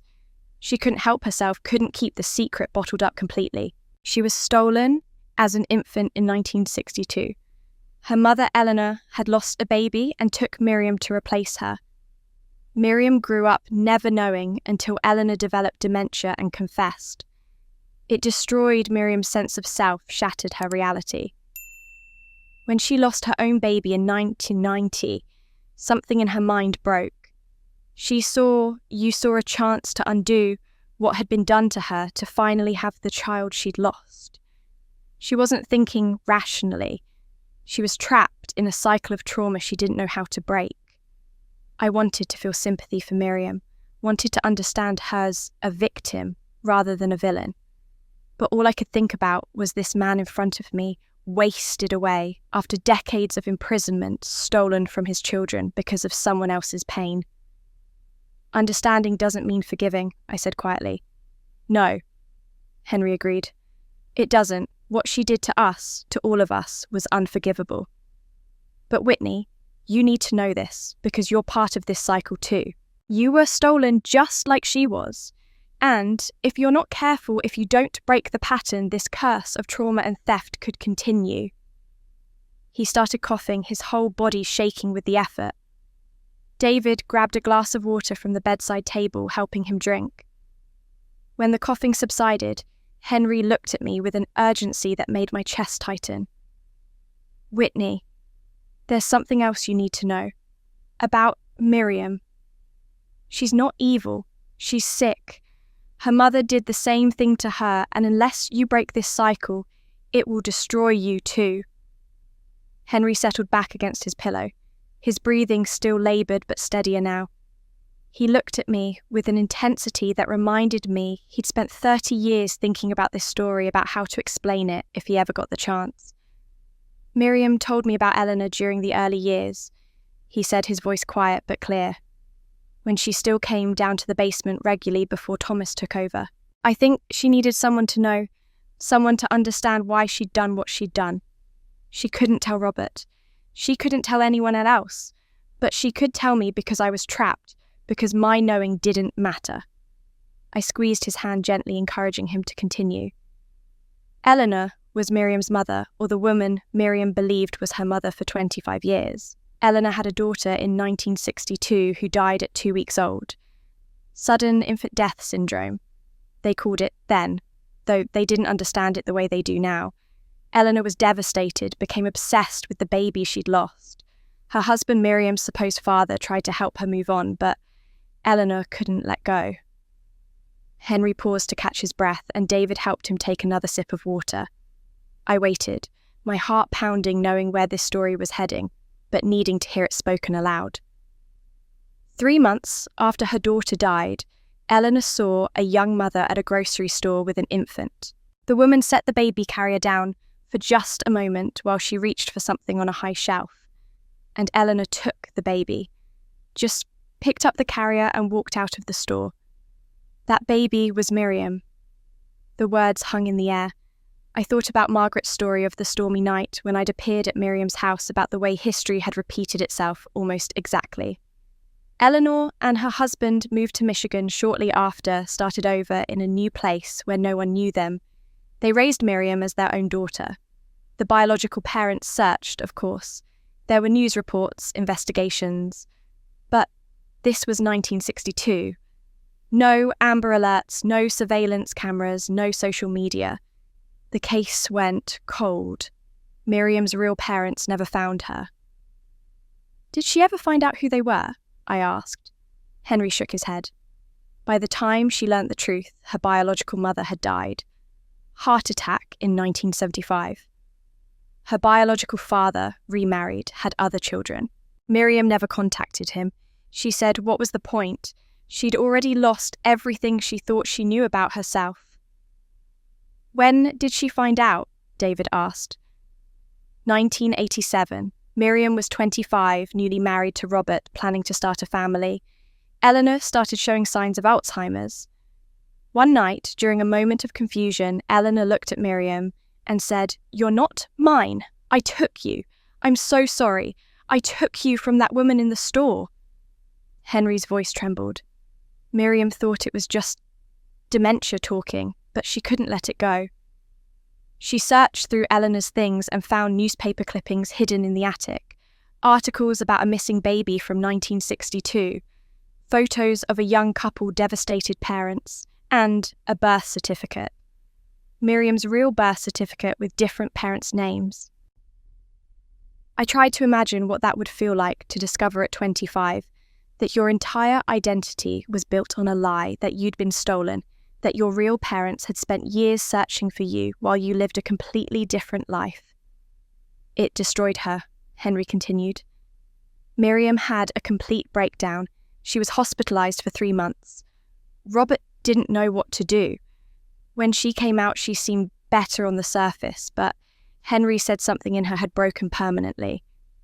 She became obsessed with having a baby, with doing it right, with being the mother Eleanor had tried to be. But she lost her baby, I said quietly. In 1990, a daughter also named Whitney, Sid's just like Eleanor's first baby. The same curse repeating itself. Henry's eyes filled with tears. Miriam came to see me a week after it happened. She was my neighbour by then, had brought food a few times after Anne died. She told me about losing Whitney, and I could see she was barely holding on. I felt sorry for her. I let her hold you, thinking it might help her heal. That's when she decided, David said, understanding dawning on his face. Not decided. That's too rational a word.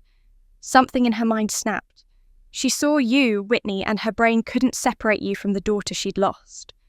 The trauma of learning she'd been stolen, combined with the grief of losing her baby, created a kind of psychotic break. She convinced herself that you were meant to be hers, that God, or fate, or whatever she believed in, had taken the wrong baby, and she needed to correct the mistake. I felt sick, not with sympathy for Miriam, but with the horrible weight of understanding. She hadn't stolen me out of pure malice. She'd stolen me because her mind, shattered by trauma and grief, had convinced her it was the right thing to do, that it was correcting an injustice rather than creating one. The night of the storm, Henry continued, she didn't plan it. She came to my house in a manic state, demanding I give her Whitney, saying you were her daughter and I'd stolen you. I tried to reason with her, tried to call for help. That's when Thomas arrived. Miriam had called him, told him I was dangerous, that I was trying to hurt her. He believed her. He helped her subdue me, helped her take you. By the time he realised what had really happened, it was too late. She'd already told Robert she'd adopted you. She'd already built the lie. And you were already in that basement. I said, the horror of it washing over me again. Miriam kept me alive because some part of her knew what she'd done was wrong. She couldn't bring herself to kill me, but she couldn't let me go either. So she fed me, gave me water, kept me breathing in that concrete prison while she raised my daughter as her own. Henry looked directly at me, his eyes fierce despite his weakness. She didn't do this because she was evil, Whitney. She did it because she was broken, because Eleanor broke her, and Eleanor was probably broken by something in her own past. It's a curse that passes down through generations, trauma, creating more trauma, stolen children, growing up to steal children of their own. The cabin fell silent except for the sound of Henry's breathing and the wind outside. I tried to process what he'd told me, tried to reconcile the woman who'd made my childhood miserable with this portrait of a victim, perpetuating her own victimization. David's phone buzzed, breaking the silence. He pulled it out, glanced at the screen, and his face went pale. "Whitney," he said, his voice tight. "Bad news. Evelyn just posted on Facebook. My mother collapsed. Pray for us." We left Henry with promises to return with phone numbers exchanged and plans made for what came next. Thomas arrived as we were leaving, his face pale, when he saw us with Henry. But Henry calmed him, told him we understood that we knew he'd been trying to help. The drive back to Michigan felt both endless and too short. I needed time to prepare for what I was about to do, but I also felt an urgency building inside me like a storm.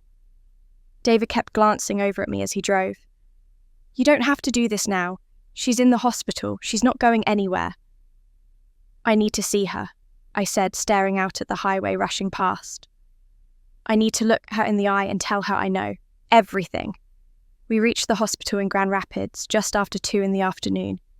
The same hospital where I'd been born, though in a different building, now modernized and expanded. David waited in the parking lot while I went in alone. This confrontation needed to be mine. The information desk directed me to the cardiac care unit on the 4th floor. I took the elevator up, my heart pounding harder with each floor. The doors opened onto a quiet hallway with that distinctive hospital smell, antiseptic and artificial air freshener, failing to mask sickness underneath. I found Evelyn in the waiting area, still wearing what looked like vacation clothes, white linen pants and a floral top that seemed absurdly cheerful in this fluorescent-lit space. Her eyes were red from crying mascara smudged beneath them. When she saw me, her expression cycled through surprise, confusion, and something that might have been relief. "Whitney." She stood up uncertain. "How did you know? I saw your Facebook post." I stayed where I was, not moving closer. "What happened?" "She collapsed this morning at the hotel. The doctors think it was a stroke, a bad one this time." Evelyn twisted her hands together. "They're running tests, but they said the next 24 hours are critical. I called you and left messages." I pulled out my phone and saw 3 missed calls from Evelyn's number, all from this morning while I'd been in the cabin with no signal. "I was out of range. I'm sorry." Evelyn nodded, then looked at me more closely. "You look different. Something's changed." "Everything's changed," I said quietly. Then, before I could stop myself, before I could overthink it, I asked the question I needed answered. "Did you know, Evelyn, about where I really came from?" Her face went white. She glanced around the waiting area, but we were alone except for an elderly man dozing in the corner with headphones on. "What are you talking about? Did you know I wasn't adopted? Did you know what Miriam did?" Evelyn sank back into her chair, her hands gripping the armrests. "I overheard something once. When I was 14, Mum was on the phone with Uncle Thomas and she was upset, saying something about keeping the basement locked, about how no one could ever know. I asked her about it later and she got so angry. She said I'd misheard, that I was making up stories, that if I ever repeated what I thought I'd heard, she'd send me away to boarding school." Tears spilled down her cheeks. I was scared, so I convinced myself I had misheard, that it was nothing. But sometimes I wondered. Sometimes I saw the way she looked at you, like she was afraid of you and guilty about you all at once. "She should have been afraid," I said. "She should have been guilty." "Whitney, what's going on? What have you found out?" "Everything," I said. "I found my real father. I found out what she did to him, to me, to all of us. And I'm going to tell her, I know. Evelyn's eyes went wide. Your real father. But he's dead. He disappeared. He's alive. Barely, but alive. And I'm going in there to face her. I walked past Evelyn toward the room numbers following the signs. Room 447. The door was partially closed, and through the gap I could see the edge of a hospital bed, monitors beeping quietly. I pushed the door open. Miriam lay in the bed looking smaller than I'd ever seen her. An oxygen tube ran under her nose. IV lines snaked from her arm to bags hanging on a pole. Her silver hair was loose around her face instead of styled, making her look older, more vulnerable. Her eyes were closed. I stepped inside and closed the door behind me. The click made Miriam's eyes flutter open. She turned her head slightly, saw me, and I watched something change in her expression. For the first time in my entire life, I saw fear in Miriam Jordan's eyes when she looked at me. Whitney, she whispered, her voice weak and slurred slightly from the stroke. You came. I came, I said, staying by the door. I found him, Miriam. I found Henry. Her face crumpled. Not with surprise, but with something like resignation. I knew you would eventually. You were always too smart, too stubborn, like him. You kept him in a basement for 29 years. You stole me from him. You built your entire life on a lie. I built your life, she said, and even weakened by stroke, her voice carried that familiar edge. I gave you everything, a home food education, a family. You gave me nothing that was yours to give. You took everything that was mine. I moved closer to the bed, my hands clenched at my sides. I know about Eleanor. I know what happened to you. I know you were stolen too. Miriam's eyes closed, tears seeping from beneath her lids. Then you know I'm not a monster, just broken. Being broken doesn't excuse what you did. Understanding your pain doesn't erase mine, or Henry's, or David's. Her eyes snapped open. David, Henry's son, you found him too. He found me. He's been searching for his father for 26 years. We found Henry together, and now we're going to make sure everyone knows what you did. Miriam's hand lifted slightly, reaching toward me, then falling back to the bed. Whitney, please. If you expose this, it won't just destroy me. It will destroy you too. Your whole identity, everything you've built. And there are others who will come after you. What do you mean? She took a laboured breath. Eleanor's family. Her real family. They've been looking for me for years. When they find out the truth, when they discover I'm not Eleanor's biological daughter, they'll come after everything.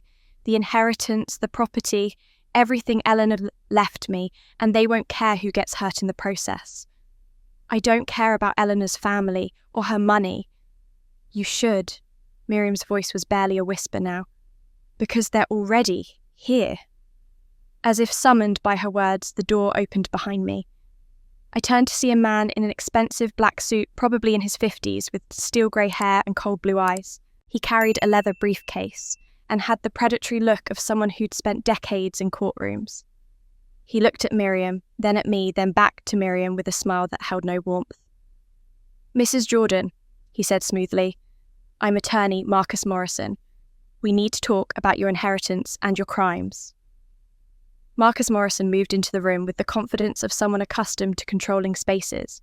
He set his briefcase on the small table near the window and pulled out a folder, his movements precise and unhurried. I stood frozen between him and Miriam's bed, trying to understand what was happening, how this man fit into the nightmare my life had become. I'm sorry, I said, finding my voice. Who are you, and what do you want with Miriam? Morrison turned to me with that same cold smile. And you must be Whitney. Or should I say Whitney Collins? I've been very interested in meeting you. He extended a hand that I didn't take. He withdrew it without offence, as if he'd expected the rejection. To answer your question, I represent the Morrison family Eleanor Morrison's biological relatives? Eleanor is dead, Miriam said from the bed, her voice weak but sharp with fear. She died in 2018. Whatever you think you're owed, you're too late. Actually, Mrs. Jordan, or should I call you by your real name? We're right on time. Morrison opened the folder and pulled out a stack of papers. You see, my family has been searching for Eleanor's kidnapped daughter for over 40 years. She was taken from a grocery store in Ohio in 1962, 2 weeks old. My aunt, Eleanor, never recovered from that loss. It destroyed her marriage, her mental health, her life. I felt the ground shift beneath me. This man wasn't here for me. He was here for Miriam. Eleanor spent decades searching.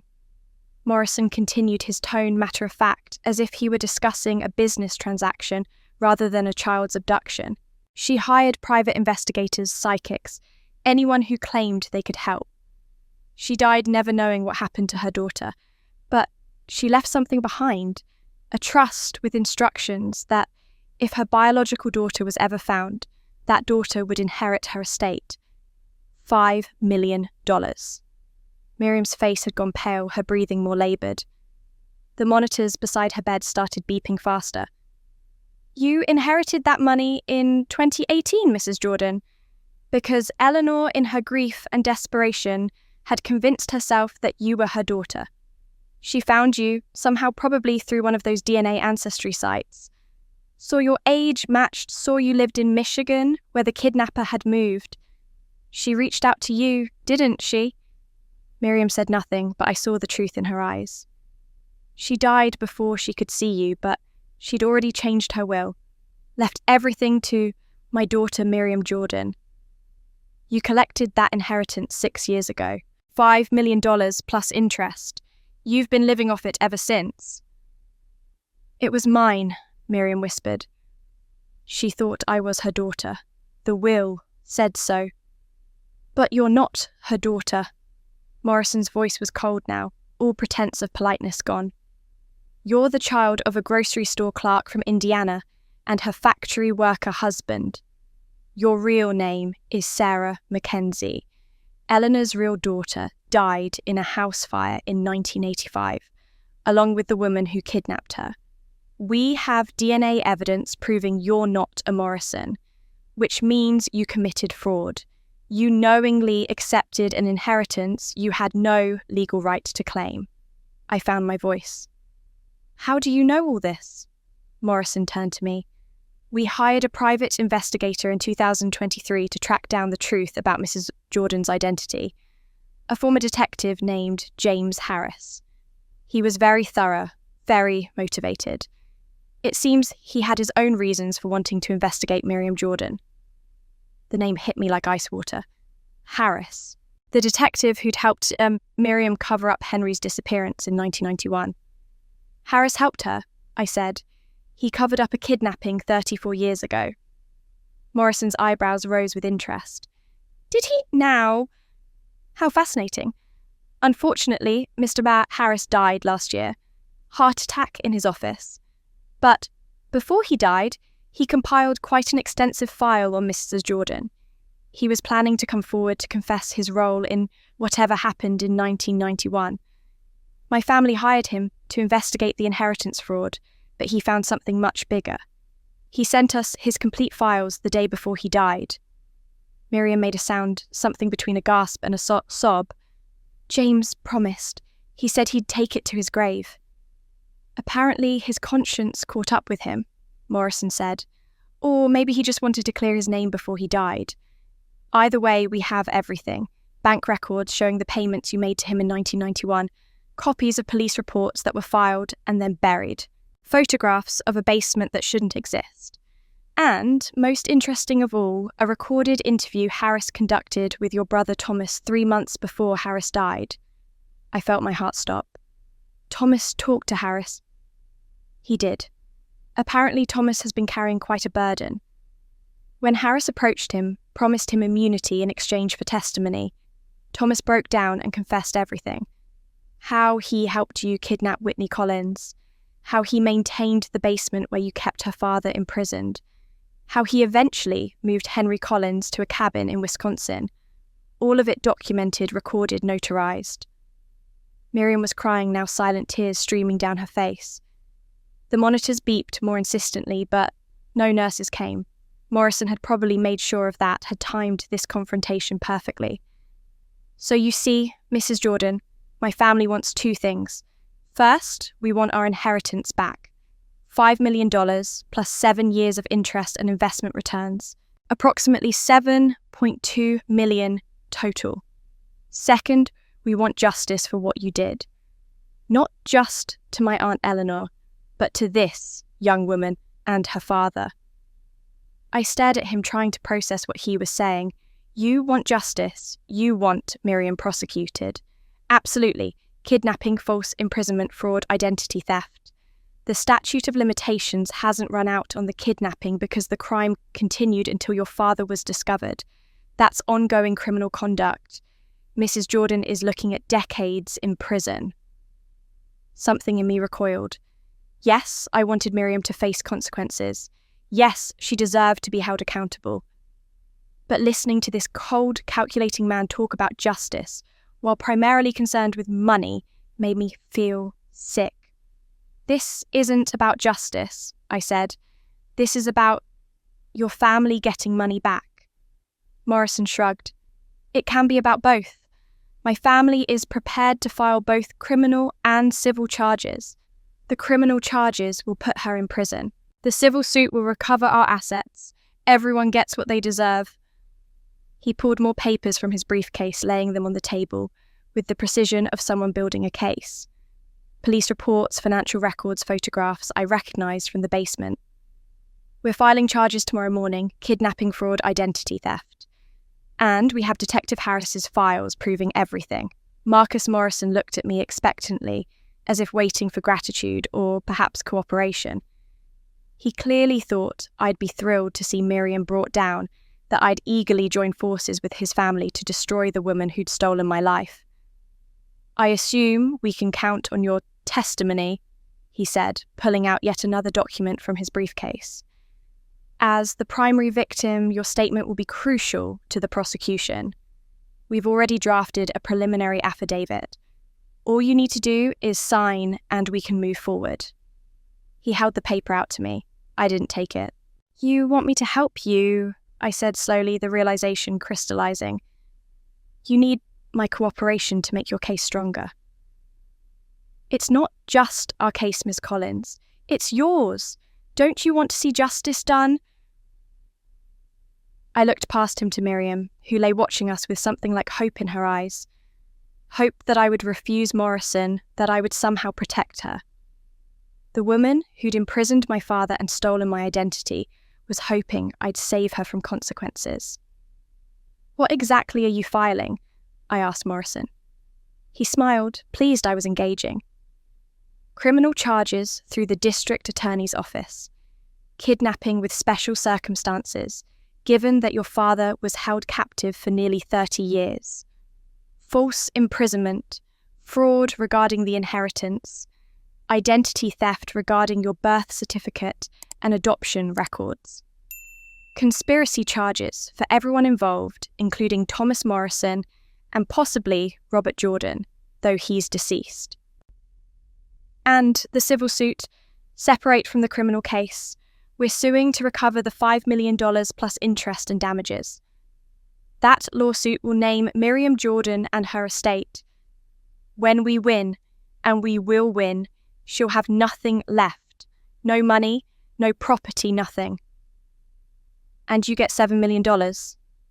We get what's rightfully ours, Morrison corrected. Money that should have gone to Eleanor's actual biological daughter, whoever she is, not to the woman who happened to benefit from another kidnapping. I looked at the document in his hand, the carefully crafted legal language that would bind me to his family's agenda. This isn't about justice, I said quietly. This is about money. Morrison's expression hardened. It's about both. Or does justice only count if nobody profits from it? Justice counts when it's about making things right, not about making people rich. I took a step back from him. Your family didn't care about Eleanor's kidnapped daughter for 40 years. You only started caring when $5 million was involved. That's not fair. We've been searching. You hired Harris in 2023, 6 years after Eleanor died, 5 years after Miriam received the inheritance. You only started investigating when the money was already gone and you wanted it back. Morrison's jaw clenched. Whether our motivation meets your moral standards or not, the facts remain. Miriam Jordan committed serious crimes, multiple crimes.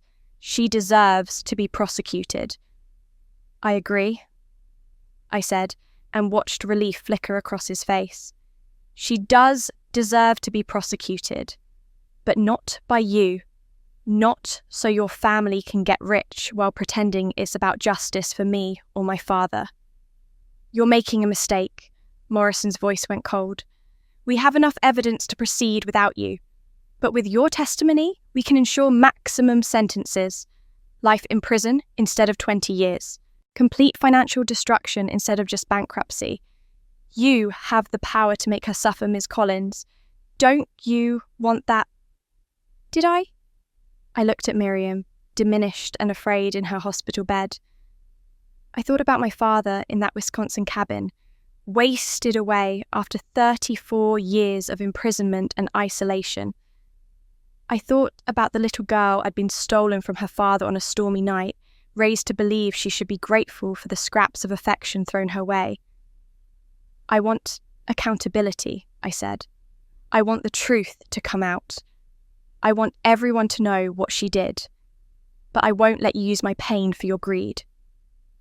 Morrison snapped his briefcase shut with a sharp click. Then you're a fool. We'll proceed without you. And when this is over, when she's convicted and bankrupted, you'll get nothing. No closure, no compensation, nothing but the satisfaction of protecting a woman who destroyed your life. I'm not protecting her, I said firmly. I'm protecting myself from being used by people who care more about money than about the truth. Morrison moved toward the door, his face flushed with anger. You'll regret this when you see what we uncover, when you realise how much worse her crimes are than you even know you'll wish you'd helped us from the beginning. He left the door, swinging shut behind him with force. The room felt suddenly quiet, just the beeping of Miriam's monitors and the sound of both of us breathing. Thank you, Miriam whispered. Don't, I said sharply. Don't thank me. I'm not saving you. I'm just refusing to let them profit from what you did. The truth is still coming out. You're still going to face consequences. Just not on their terms. Whitney, I don't want to hear it. Not now. Maybe not ever. I moved toward the door, needing to get out of this room, away from her, away from all of it. I found Dad. I found Henry. He's alive and he's going to tell everyone what you did. Not for Morrison's money. Not for revenge. Just because it's the truth, and the truth deserves to be told.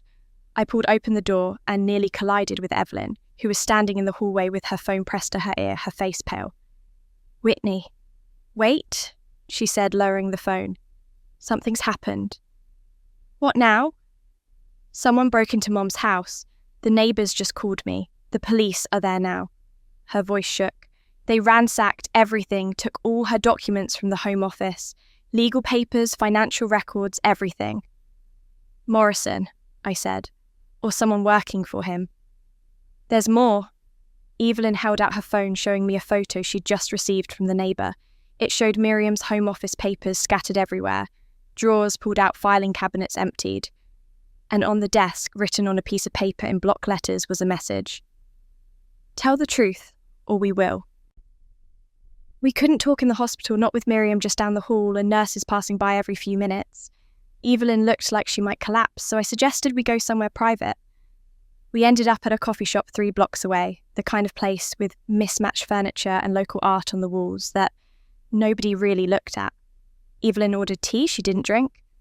I got coffee that went cold while we sat across from each other in a corner booth, both of us trying to figure out where to start.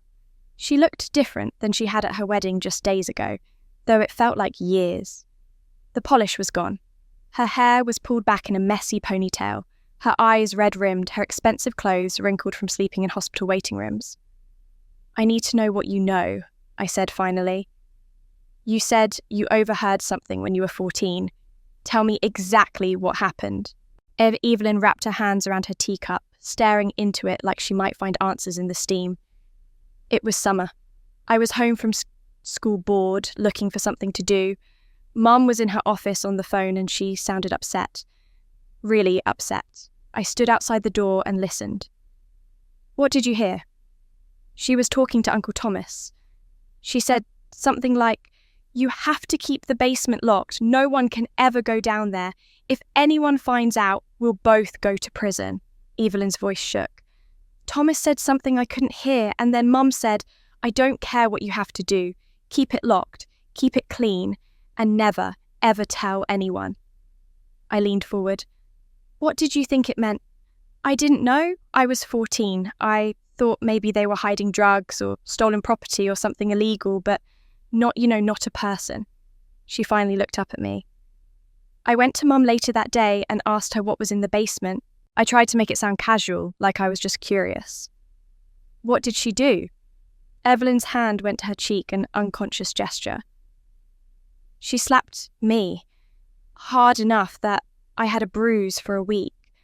She'd never hit me before. I was so shocked, I just stood there and she grabbed my shoulders and shook me. She said, 'You heard nothing. You understand me nothing. And if you ever ask me about this again, if you ever tell anyone on what you think you heard, I will send you away. There are schools for troubled girls, places where no one will believe a word you say.'" I felt something shift inside me, a crack in the resentment I'd carried toward Evelyn for decades. "She threatened you. She terrified me. I was just a kid, Whitney. I didn't know what to do. So I did what she wanted. I convinced myself I'd misheard that I was being dramatic, that Mum couldn't possibly be hiding anything that bad." Evelyn's tears started falling, dripping into her tea. But I knew deep down, I knew something was wrong, and I was too scared to find out what. "You were 14, I said quietly. "You were a child. So were you. You were a child living in that house with her, and I knew she treated you differently. I saw how she talked to you, how she looked at you like you were a problem she had to manage. And I told myself it was because you were adopted, because you weren't really family, because you didn't try hard enough to fit in." She looked at me with raw pain in her eyes. "I told myself lies so I wouldn't have to face the truth." "What truth?" "That Mum wasn't a good person, that something was deeply wrong in our house, that you weren't the problem she was." Evelyn wiped her face with a napkin. "Do you know what it's like to spend your entire life trying to be perfect so your mother won't abandon you, to smile and perform and never ask questions, because you're terrified that if you step out of line, even once, you'll be sent away?" I thought about my own childhood, about trying to be invisible so I wouldn't be a burden, about swallowing every hurt and disappointment because I'd been told to be grateful. Different fears, same cage. "I do," I said. "In my own way, I do." When you walked out of my wedding, part of me was relieved. Part of me thought finally someone had the courage to say no to her, to just walk away. Evelyn laughed bitterly. "I got married to escape her, you know. I thought if I had my own husband, my own life, I'd finally be free. But even on my wedding day, I was still trying to make her happy, still terrified of disappointing her." "She put me in a hallway, Evelyn. She made you put your own sister in a hallway." "I know. God, I know, and I'm so sorry." Evelyn reached across the table, her hand hovering near mine. "I should have stood up for you. I should have told her it was wrong. But I was so afraid of losing her approval that I went along with it. I've been going along with things my whole life because I was too scared to do anything else." I looked at her hand still hovering uncertain, this woman who I'd resented for so long, who'd gotten everything I'd been denied, had been living in her own kind of prison, Different walls, same captivity. I took her hand. You're a victim too. I said the words surprising me even as I spoke them. Maybe not the same way I am, or Dad is, or even David is. But she hurt you too. She controlled you too. She made you afraid to be anything except what she wanted. Evelyn squeezed my hand, crying harder now. I should have been braver. I should have protected you. You were a kid. She made sure you couldn't protect anyone, not even yourself. We sat there for a while, holding hands across the table. Two sisters who'd been pitted against each other, finally seeing each other clearly. The coffee shop hummed with other people's conversations. Normal problems, regular lives. I envied them. Finally, Evelyn took a shaky breath and pulled her hand back, reaching for her purse. There's one more thing. Something I need to show you. What? She pulled out a small USB drive, the kind you'd use for storing documents or photos. Dad Robert, he gave this to me about 6 months before he died. He was sick by then, knew he didn't have much time left. He said to keep it somewhere safe, somewhere Mum would never find it. He made me promise I'd only open it if Mum ever got caught, if the truth about whatever she'd done ever came out. You've had this for 7 years. I almost looked at it 100 times, but I was too afraid of what I'd find. She set the USB drive on the table between us. I think it's time we watched it, together. We went to Evelyn's house, a neat suburban colonial she'd bought with her husband 6 months before the wedding. He was still on their honeymoon trip, visiting relatives in California, unaware that his wife's entire family was imploding. Evelyn seemed grateful for his absence. Some truths were too raw to share with people who didn't understand the context, who couldn't fathom what it meant to grow up in Miriam Jordan's house. She led me to her home office, a small room with a desk and computer that looked barely used. Her hand shook as she inserted the USB drive, clicked on the single video file it contained. The file was labelled simply, "For Evelyn and Whitney, Dad." The video opened on Robert Jordan's face. He looked like I remembered him from the year before he died gaunt from the cancer that was eating through his lungs, his skin grey, his eyes sunken. But there was something different in his expression than I'd ever seen when he was alive, a kind of determination maybe, or relief. He was sitting in what looked like a hotel room, anonymous and sterile. "Evelyn," he began, his voice rough and tired, "if you're watching this, it means your mother's secrets have finally come out. I'm sorry you had to learn the truth this way. I'm sorry for a lot of things." He paused, took a laboured breath. "I hope Whitney is with you. I hope you're watching this together because you're both going to need each other for what comes next." Beside me, Evelyn made a small sound, something between a sob and a gasp. Robert continued, "I need to tell you both something I should have said 34 years ago. I knew, from the very beginning, I knew what your mother did." He looked directly into the camera, and for the first time in my life, I saw guilt naked on his face. That night, in October 1991, during the storm, I woke up and Miriam was gone. I went looking for her and found her at Henry Collins's house. She'd broken through the door. I heard shouting, heard fighting, and when I got inside, I saw her holding a little girl. Whitney.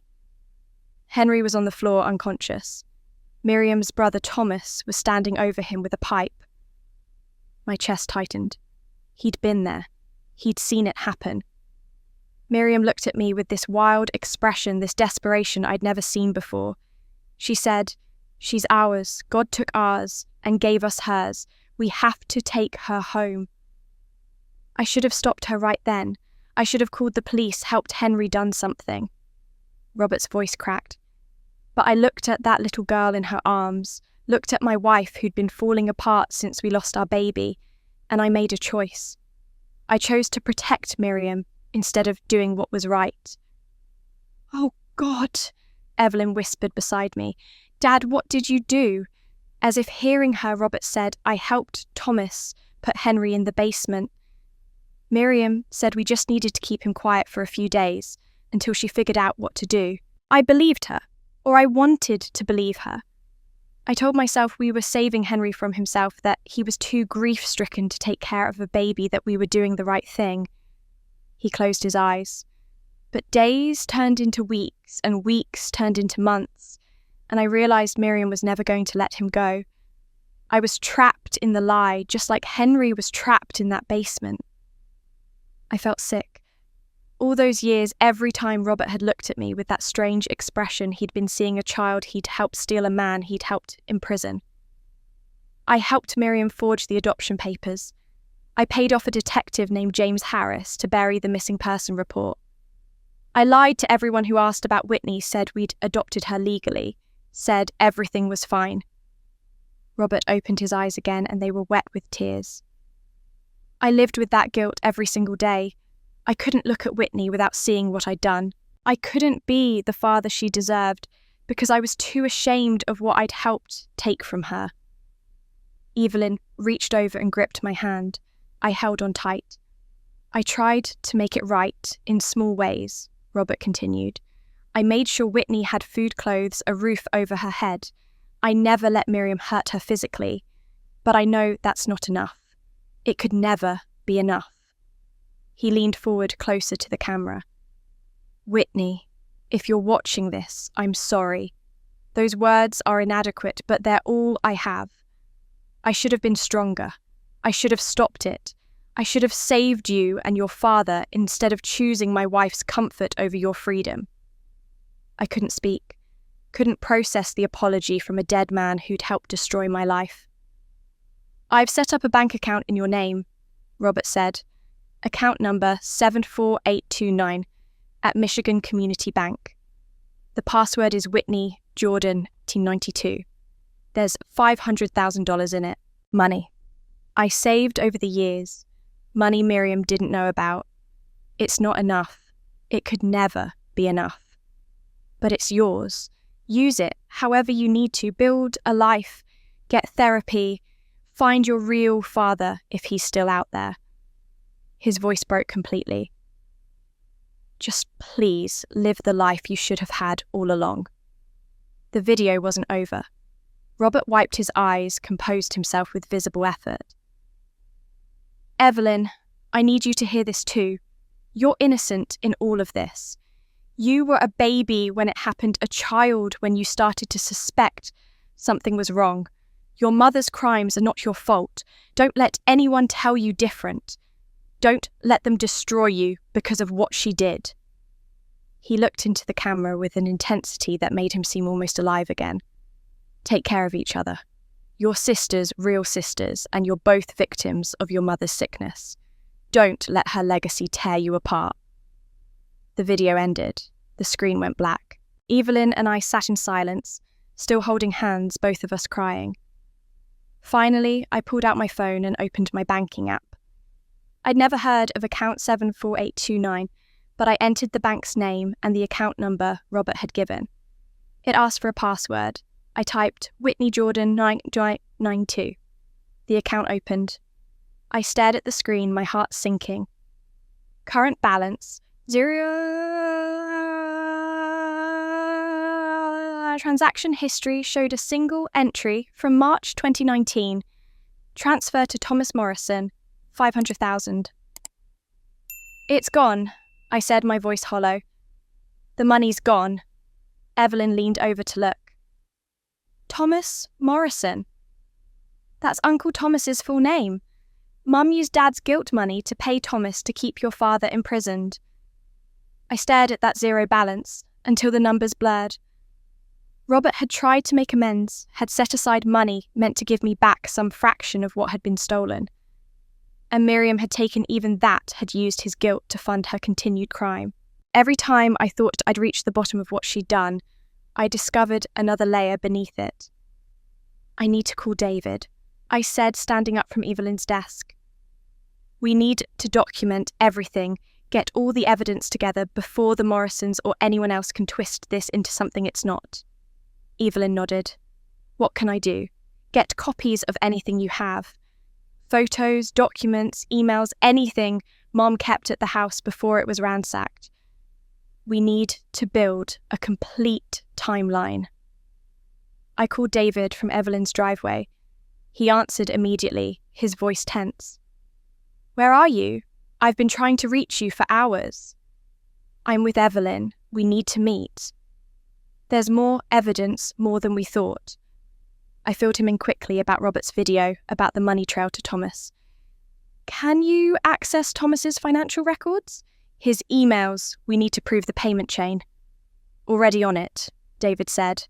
"I've been digging into Thomas's account since we left the cabin. Give me 2 hours and meet me at my office." David's office was in a converted warehouse in an industrial part of Chicago, the kind of building where private investigators and small businesses rented cheap space.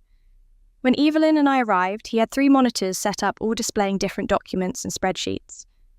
"I got into Thomas's email," he said without preamble. "It wasn't hard. The man uses his birthday as his password." He pulled up a folder labelled Miriam a private and clicked on the first message.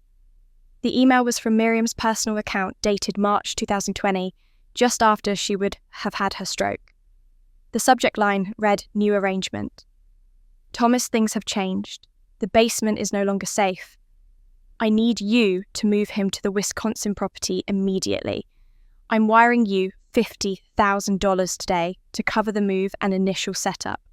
After that, you'll receive $10,000 per month every month as long as he stays alive and hidden. If he dies, the payments stop. If anyone finds out, we both go to prison. Don't fail me."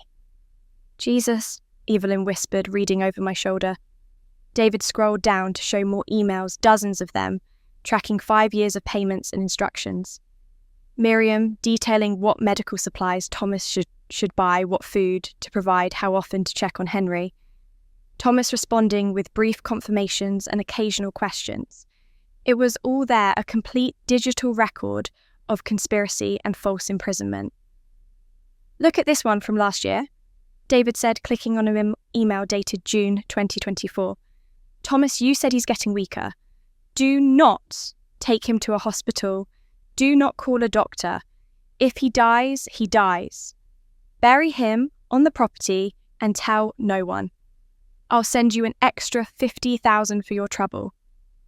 But he cannot be found. Ever." My hands clenched into fists.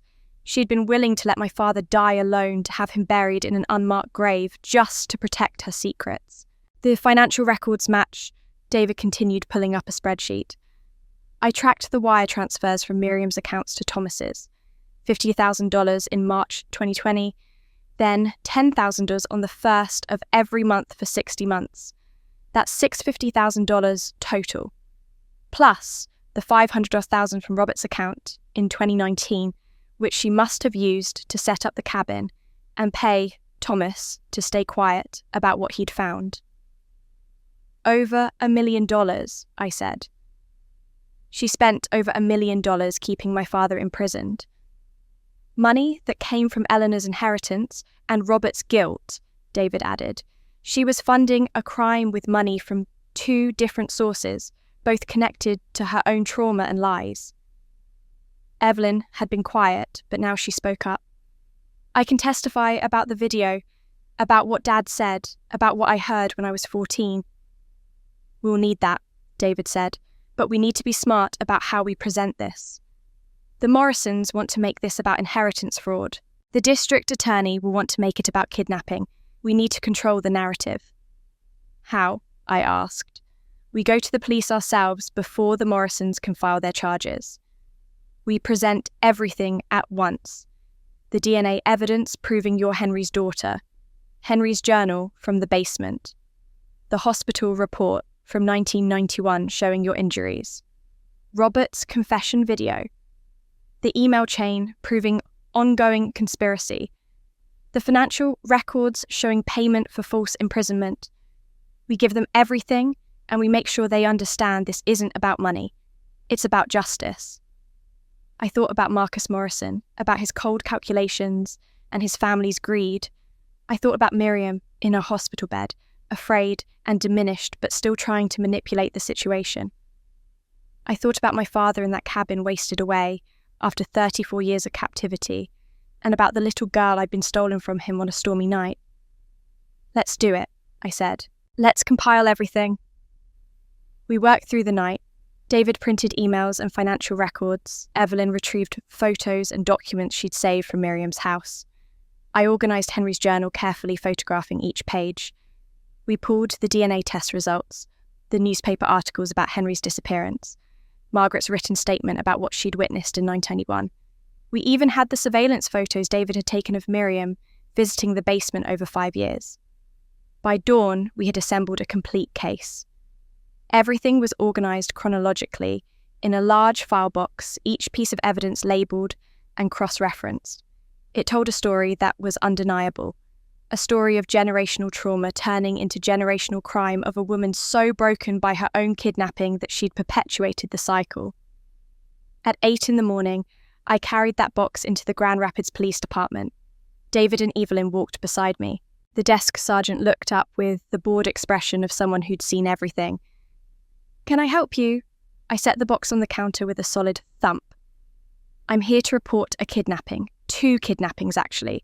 One from 1991, one from 1962. The desk sergeant's bored expression vanished the moment I said those words. He called for a detective who called for another detective. And within minutes, I was sitting in an interview room explaining everything while David and Evelyn gave their statements in separate rooms down the hall. Detective Sarah Chen was in her 40s, sharp-eyed and methodical. She listened to my story without interrupting, taking notes, occasionally asking for clarification. When I finished, she looked at the box of evidence and said, "You've done most of our job for us." I needed to make sure it was done right, I said, not twisted into something it's not. It took 6 hours to go through everything. The DNA tests, the journal, the emails, the financial records, Robert's video confession. They called Henry at the cabin in Wisconsin and recorded his statement over the phone. They contacted Thomas, who broke down immediately and confessed to everything. By late afternoon, Detective Chen had enough for multiple arrest warrants. "We'll pick up Miriam Jordan at the hospital," she said. "Thomas Morrison will be arrested at his home. Given Mrs. Jordan's medical condition, we'll need to coordinate with hospital security and medical staff." "I want to be there," I said. "When you arrest her, I need to see it." Chen studied me for a moment, then nodded. "You have that right. You're the victim. But you stay back, let us handle the actual arrest." David, Evelyn, and I followed the police cruisers to the hospital. The sun was setting, painting the sky orange and purple, the kind of beautiful evening that felt wrong, given what we were about to do. Evelyn hadn't spoken much since we'd left the police station. She sat in the back seat of David's car, staring out the window, watching the life she'd known dissolve with every mile. At the hospital, Detective Chen spoke briefly with security and the head nurse on Miriam's floor. Then, we took the elevator up to the cardiac unit, 4 uniformed officers accompanying us, their presence drawing stares from visitors and staff. Miriam's room was at the end of the hall. Through the window, I could see her sitting up in bed, looking stronger than she had yesterday, the stroke damage apparently less severe than initially feared. She was reading something on a tablet, her reading glasses perched on her nose. For a moment, she looked almost normal, almost like someone's kind grandmother, rather than a woman who'd destroyed multiple lives. Detective Chen knocked once and entered without waiting for permission. I stayed in the doorway with David and Evelyn, behind me watching as Chen approached the bed with the arrest warrant in hand.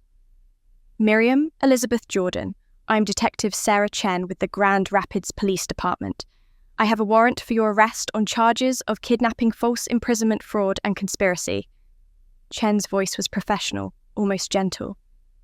"You have the right to remain silent. Anything you say can and will be used against you in a court of law." Miriam's eyes went from Chen to the officers to me standing in the doorway. Something in her expression shifted, resignation replacing surprise.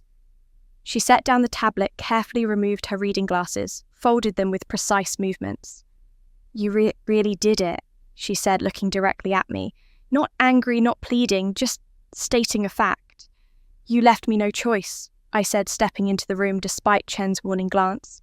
"There's always a choice." Miriam swung her legs out of bed slowly, mindful of the IV lines and monitor cables. A nurse rushed in to disconnect them under Chen's supervision. You could have chosen to let sleeping dogs lie, to take whatever closure you needed and walk away, and let you get away with it, let you keep living free while my father wastes away in that cabin. My voice was steady, controlled. I'd thought I'd feel triumphant in this moment, vindicated. Instead, I just felt tired. No, you don't get to hide anymore. The officers helped Miriam into a wheelchair, standard procedure given her recent stroke. They'd brought clothes for her to change into, would allow her to dress before transport. But first, Chen needed to secure the scene. Miriam looked up at me from the wheelchair, and for the first time I saw her without the armour of control and condescension. She looked old, frightened, small. Do you know what it's like to lose a child? She asked, her voice cracking. To hold your baby and feel her go cold in your arms. To know that life inside you, that piece of your heart, is just gone. No, I said quietly. I don't know what that's like. But I know what it's like to lose a father. To grow up believing you were unwanted, that your existence was a burden. To find out 34 years later that you were loved, that someone fought for you, that someone carved messages into basement walls because he couldn't stop loving you, even when everything was taken away. Miriam closed her eyes, tears sliding down her cheeks. I never meant to hurt you.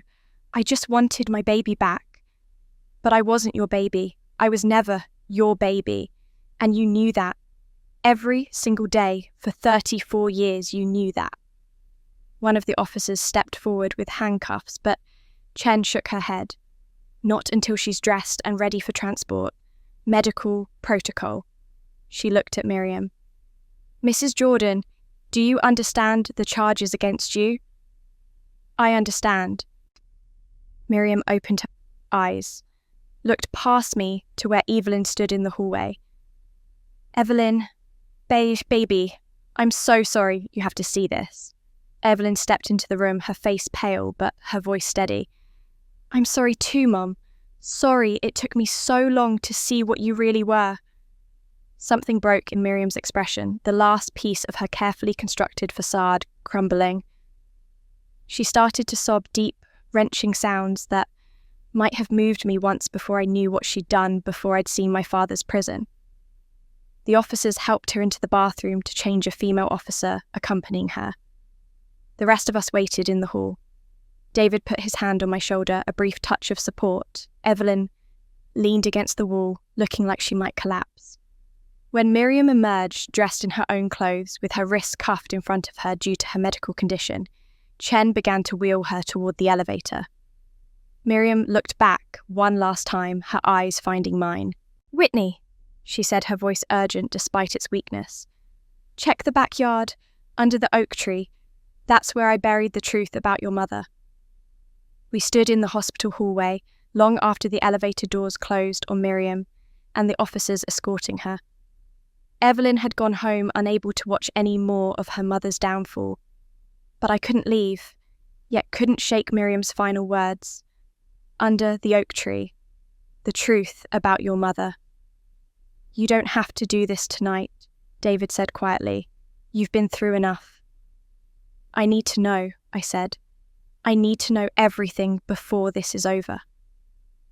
The old house looked different in the darkness, the windows reflecting street lights like blank eyes. The new owners were travelling according to the neighbour we'd spoken to when we broke in before. David had brought tools this time, a proper shovel and flashlight, everything we'd need to dig without destroying property we'd have to explain later. The oak tree stood in the back corner of the yard, massive and old, its branches spreading like arms against the night sky. I remembered playing near it as a child, remembered how Miriam had never wanted me to dig or play too close to its roots. At the time, I thought she was worried about damaging the tree. Now I understood she'd been protecting a secret. David started digging about 3 feet from the trunk, where the roots wouldn't be too thick. The ground was soft from recent rain, the shovel biting into earth with wet, sucking sounds. I held the flashlight, watching dirt pile up beside the growing hole, my heart beating faster with each shovelful. "Wait," David said after about 20 minutes. "I hit something." He knelt down, brushing dirt away with his hands. Metal gleamed in the flashlight beam. A box, maybe a foot square, rusted but intact. Together, we pulled it free from the earth, decades of soil clinging to its surface. The lock had long since rusted through. David pried the lid open carefully, and I directed the flashlight inside. The contents were wrapped in plastic, protected from moisture.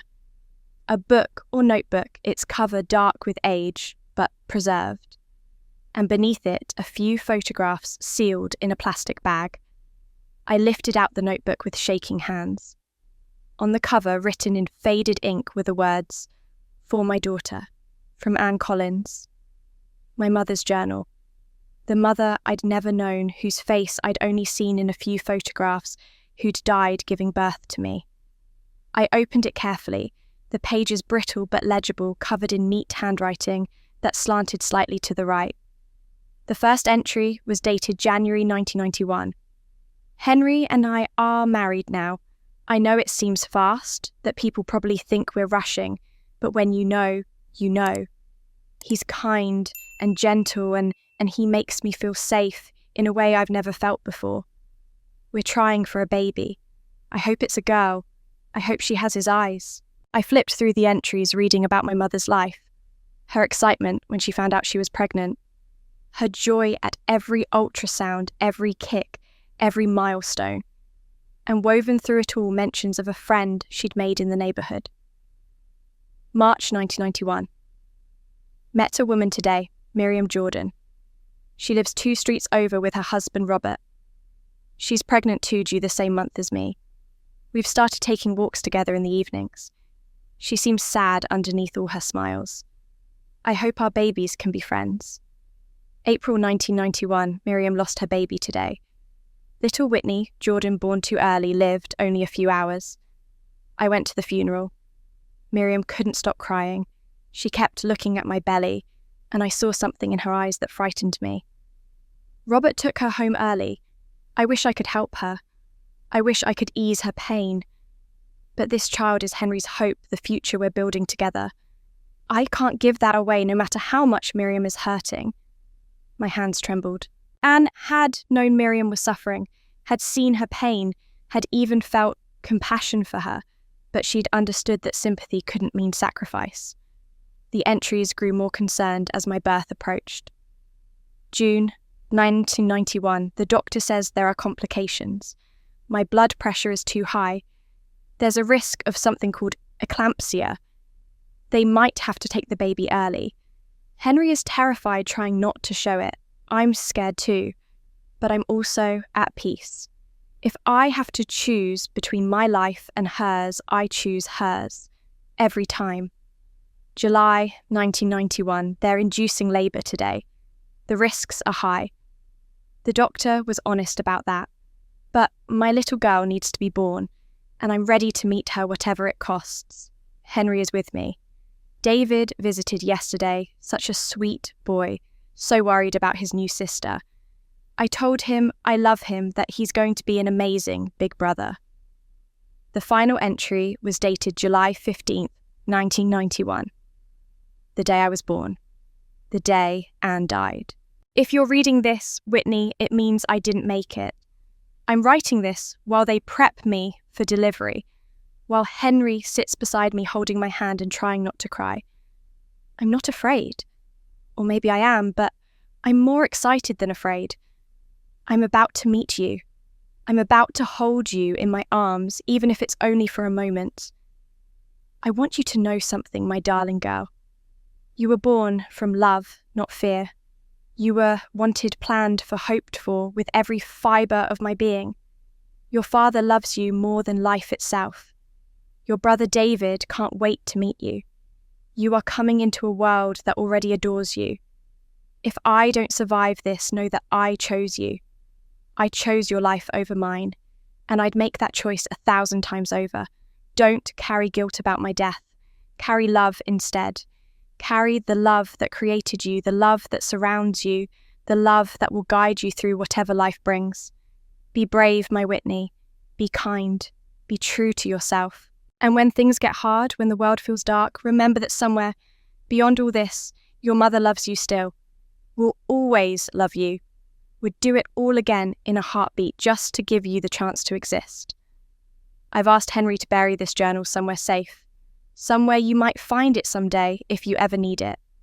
If you're reading this, it means he kept his promise. It means he loved you enough to preserve this piece of me for you. One more thing, my precious girl. I've seen how people hold onto anger, how they let bitterness poison their lives. Whatever happens in your life, whatever pain you face, remember this. Forgiveness is not about them. It's about freeing yourself. Live free, my darling. Live fully. Live the life I won't get to live and make it beautiful. All my love forever and always. Mum, I couldn't see the rest of the page through my tears. David's arm came around my shoulders and I leaned into him. This brother I'd only just found, and let myself cry for the mother who'd chosen to give me life at the cost of her own. She loved you, David said, his own voice thick. She really loved you. She loved us, I corrected. She mentioned you too, called you a sweet boy. We sat there in the dirt beside the open grave. We dug the metal box between us, Anne's words settling into my heart like seeds finding soil. My mother had known she might die, had known the risks, and she'd chosen me anyway. I thought about Miriam, about Eleanor, about the cycle of trauma and theft that had defined their lives. My mother had seen Miriam's pain and had compassion for it. But she'd also understood that you couldn't heal one person's wound by creating another. I read the final line aloud, my voice steady now, carrying across the quiet backyard to settle in the night air like a benediction. Forgiveness is not about them, it's about freeing yourself. The trial began on a grey morning in early February, 6 months after I'd walked into that police station with a box full of evidence. 6 months during which Miriam had been held without bail, deemed a flight risk given her resources and the severity of the charges. 6 months during which I'd visited my father every weekend in Wisconsin, watching him slowly regain strength, hearing stories about my mother, learning who I might have been if that stormy night had never happened. The courtroom was smaller than I'd expected, wood-panelled and formal, with hard benches that made everyone shift uncomfortably after the first hour. The prosecution had built their case methodically, calling witness after witness to establish an undeniable timeline of crime. Detective Chen testified about the evidence we'd provided. Margaret, the elderly neighbour, described what she'd seen that night in 1991. Hospital records were entered showing my injuries as a 2-year-old, the suspicious marks that should have triggered investigation but didn't. David testified about his father's disappearance, about 26 years of searching, about finally finding Henry, wasted away in that cabin. His voice never wavered, but I saw his hands clench white-knuckled around the witness stand rail. Henry testified via video link from Wisconsin. Too weak, still to travel. The jury watched as this frail 70-year-old man described 3 decades of imprisonment, of carving messages into basement walls, of listening to his daughter's footsteps above his head, while being powerless to reach her. Several jurors wiped their eyes. Then came Thomas. He'd taken a plea deal in exchange for his testimony, agreeing to 7 years in prison with eligibility for parole after 4. He looked broken as he took the stand, his large frame hunched, his voice barely audible. "I knew it was wrong," he said when the prosecutor asked why he'd helped Miriam. "From the very beginning I knew. But she's my sister. She called me that night hysterical, saying a man was trying to hurt her, that she needed help. When I got there and saw what had really happened, I should have called the police right then, but she begged me. She said if I helped her just this once, she'd get treatment, she'd make it right.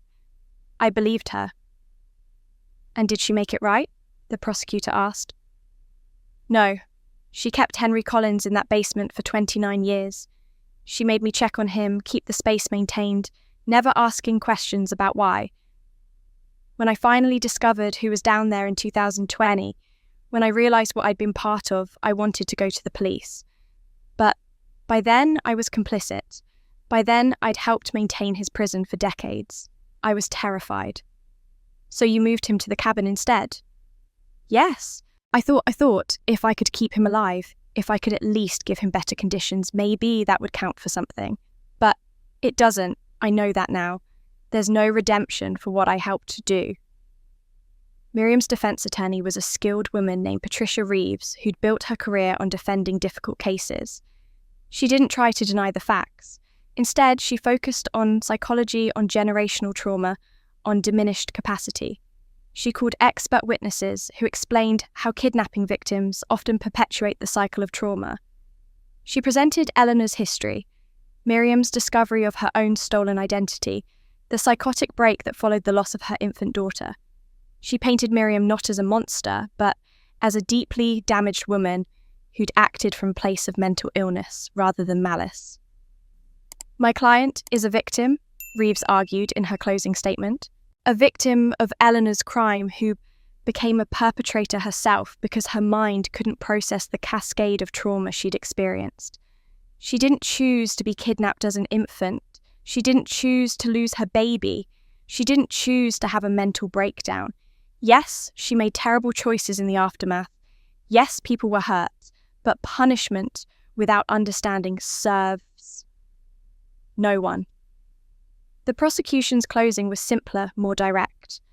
Trauma explains behaviour. It doesn't excuse it. Miriam Jordan had choices at every step. She chose to break into Henry Collins's home. She chose to take his daughter. She chose to imprison him for 3 decades. She chose to steal Whitney's identity and raise her in an environment of emotional neglect. Understanding her pain doesn't erase the pain she inflicted. On the trial's final day, I was called to testify. I'd been dreading this moment, rehearsing what I'd say, how I'd maintain composure. The courtroom was packed, journalists filling the back rows, the Morrison family watching from one side, Evelyn sitting alone on the other. I took the stand and placed my hand on the Bible, swore to tell the truth. Miriam sat at the defense table in clothes Evelyn had brought her, looking smaller and older than I'd ever seen her, her silver hair now completely white. The prosecutor asked me to describe my childhood, my relationship with Miriam, how I'd felt learning the truth. I answered each question carefully, precisely trying to convey 3 decades of pain without drowning in it. Then came the question I'd been preparing for. In your own words, how would you characterize what Miriam Jordan did to you?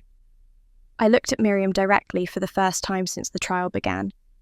She met my eyes, her expression unreadable. Miriam Jordan took my father from me. I said, my voice steady. She took my childhood, my identity, my truth. She made me grow up believing I was unwanted, that I should be grateful for scraps of affection, that my existence was a burden. She robbed me of 34 years with a father who loved me, who carved messages into concrete walls telling me he never stopped loving me. I paused, seeing Miriam's eyes fill with tears.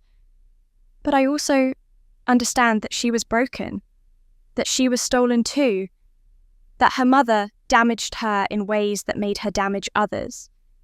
She gave me a home food education. She kept me alive even if she couldn't keep me loved. I don't forgive her. I may never forgive her. But I understand her. The prosecutor nodded. Thank you, Ms. Collins. 2 days later, the jury delivered their verdict. Guilty on all counts: kidnapping, false imprisonment, fraud, conspiracy. The judge, a stern woman in her 60s named Margaret Crawford, looked down at Miriam with an expression I couldn't read. Mrs. Jordan, you have been found guilty of serious crimes spanning more than 3 decades. The suffering you inflicted is immeasurable. However, this court also recognises the complex circumstances that led to your actions, the generational trauma you experienced, and your mental health struggles. She paused and the courtroom held its breath. You are hereby sentenced to 25 years in prison with the possibility of parole after 15 years. May you use that time to find the healing you should have sought before you inflicted such harm on others. The courtroom emptied slowly after the judge's pronouncement, people filing out in hushed conversations, journalists rushing to file their stories. I sat on the hard bench long after most had left watching, as officers led Miriam away through a side door. She looked back once her eyes finding mine, but I couldn't read what I saw there. Regret, maybe. Or just exhaustion. David touched my shoulder. "You okay?" "I don't know what okay feels like anymore," I admitted. "But it's done. That part of it anyway." It wasn't done though. Not really. Thomas's sentencing hearing came the following week, held in a different courtroom with far less media attention. His plea deal had already been arranged, but the judge still needed to make it official. 7 years in prison, eligible for parole after 4 conditional on good behaviour and participation in psychiatric treatment. He also had to pay restitution of $100,000 money he didn't have, but would owe for the rest of his life. I attended that hearing too, sitting in the back row with David. Thomas looked diminished in his orange jumpsuit, his broad shoulders hunched forward as if trying to make himself smaller. When the judge asked if he had anything to say before sentencing, he stood and turned to face the courtroom, his eyes searching until they found me. "I know my sorry isn't enough," he said, his voice rough. "I know I can't undo what I helped do, but I am sorry. To Whitney, to Henry, to David. I let fear make me a coward and good people suffered because of it. I'll spend the rest of my life trying to make up for that, knowing I never really can." 3 days after his sentencing, I got a message through his attorney. Thomas wanted to meet with me before he was transferred to the state prison. The attorney said I had no obligation, that I should only come if I wanted to. I surprised myself by saying yes. We met at a coffee shop near the county jail, Thomas escorted by an officer who sat at a nearby table, giving us the illusion of privacy. Thomas ordered coffee he didn't drink. His hands shook as he wrapped them around the cup. "Thank you for coming," he said. "I wasn't sure you would."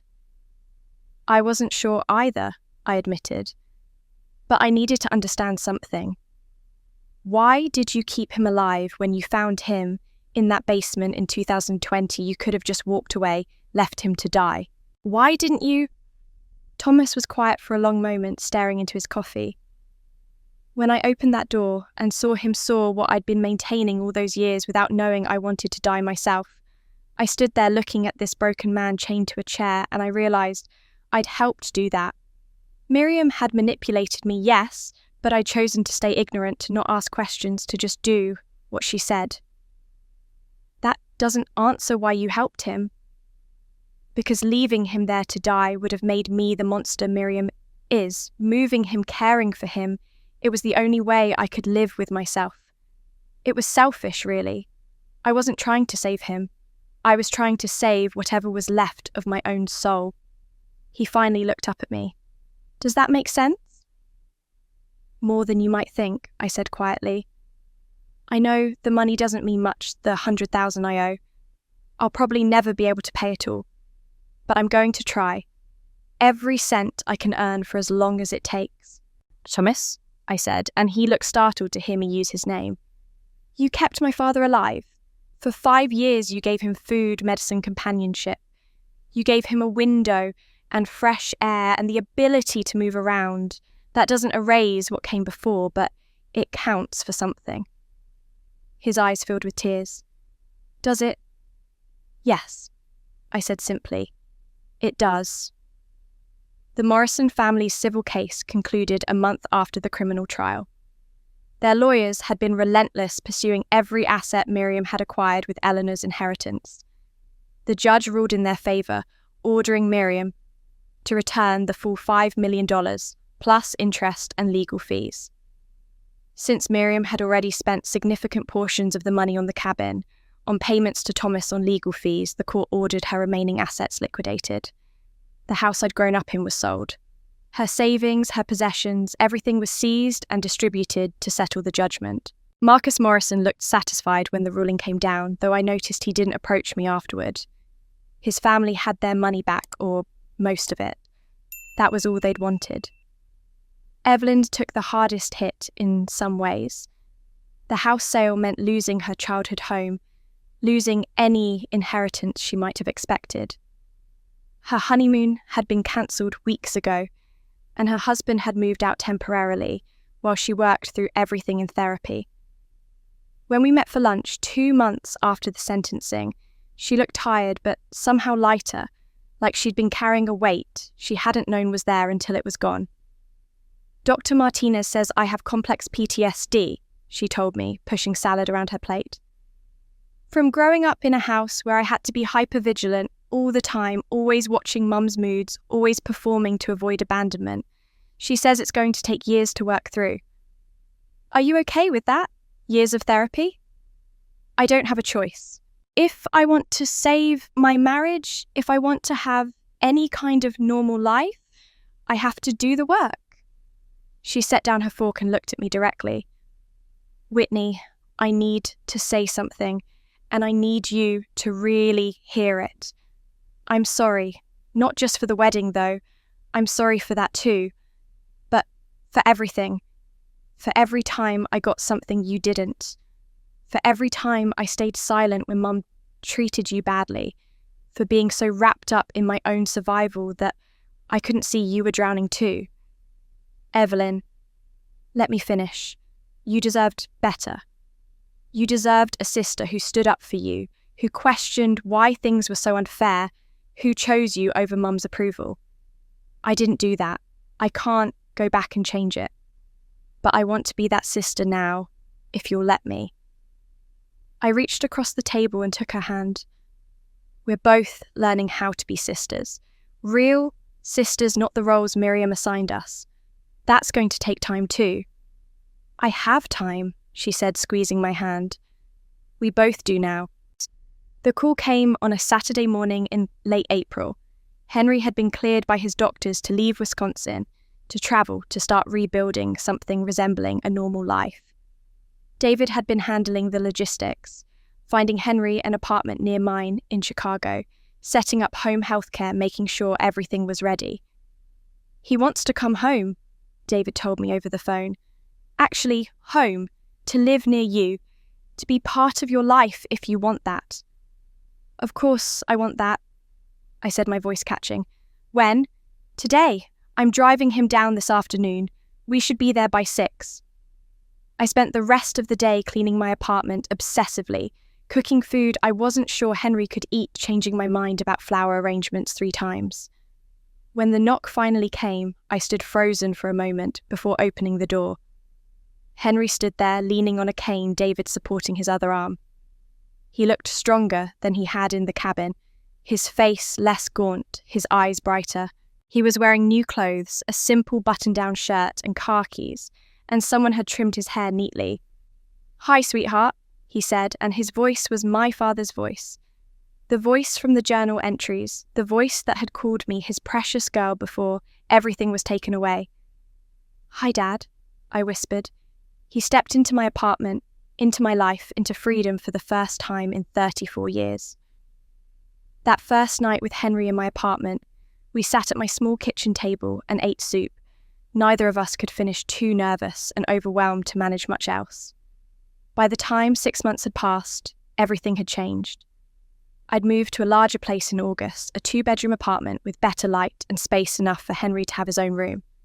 We'd furnished it together, a slow process of him learning to make choices, after decades of having no choices at all, me learning patience when simple decisions about curtain colours would send him into anxiety spirals. His room became his sanctuary, filled with books and photos and a comfortable chair by the window, where he'd sit for hours watching the street below, marvelling at cars and fashions and the simple fact of people moving freely through the world. Therapy helped both of us. Henry went 3 times a week, working with a trauma specialist who treated former prisoners of war. He had nightmares. Most nights would wake up screaming that he was back in the basement, back in the dark. I'd hear him through the wall and go sit with him until the panic passed, until he remembered where he was, who he was, that he was safe. My own therapy focused on identity, on learning who Whitney Collins was separate from Whitney Jordan, on understanding that I could be angry and compassionate at the same time, that recognizing Miriam's trauma didn't diminish my own, that healing wasn't linear or simple or something I could rush through by sheer force of will. The smartphone was Henry's biggest challenge. He'd missed the entire digital revolution, gone from rotary phones to devices that could access all human knowledge with a few taps. I spent weeks teaching him basics, showing him how to text, how to video call David in Boston, where he'd returned to his life and business. Watching Henry's face the first time he successfully sent a text message, the pure joy of that small accomplishment made me understand how much we all took for granted. We cooked together most nights, Henry teaching me recipes Anne had made me teaching him about foods that hadn't existed in 1991.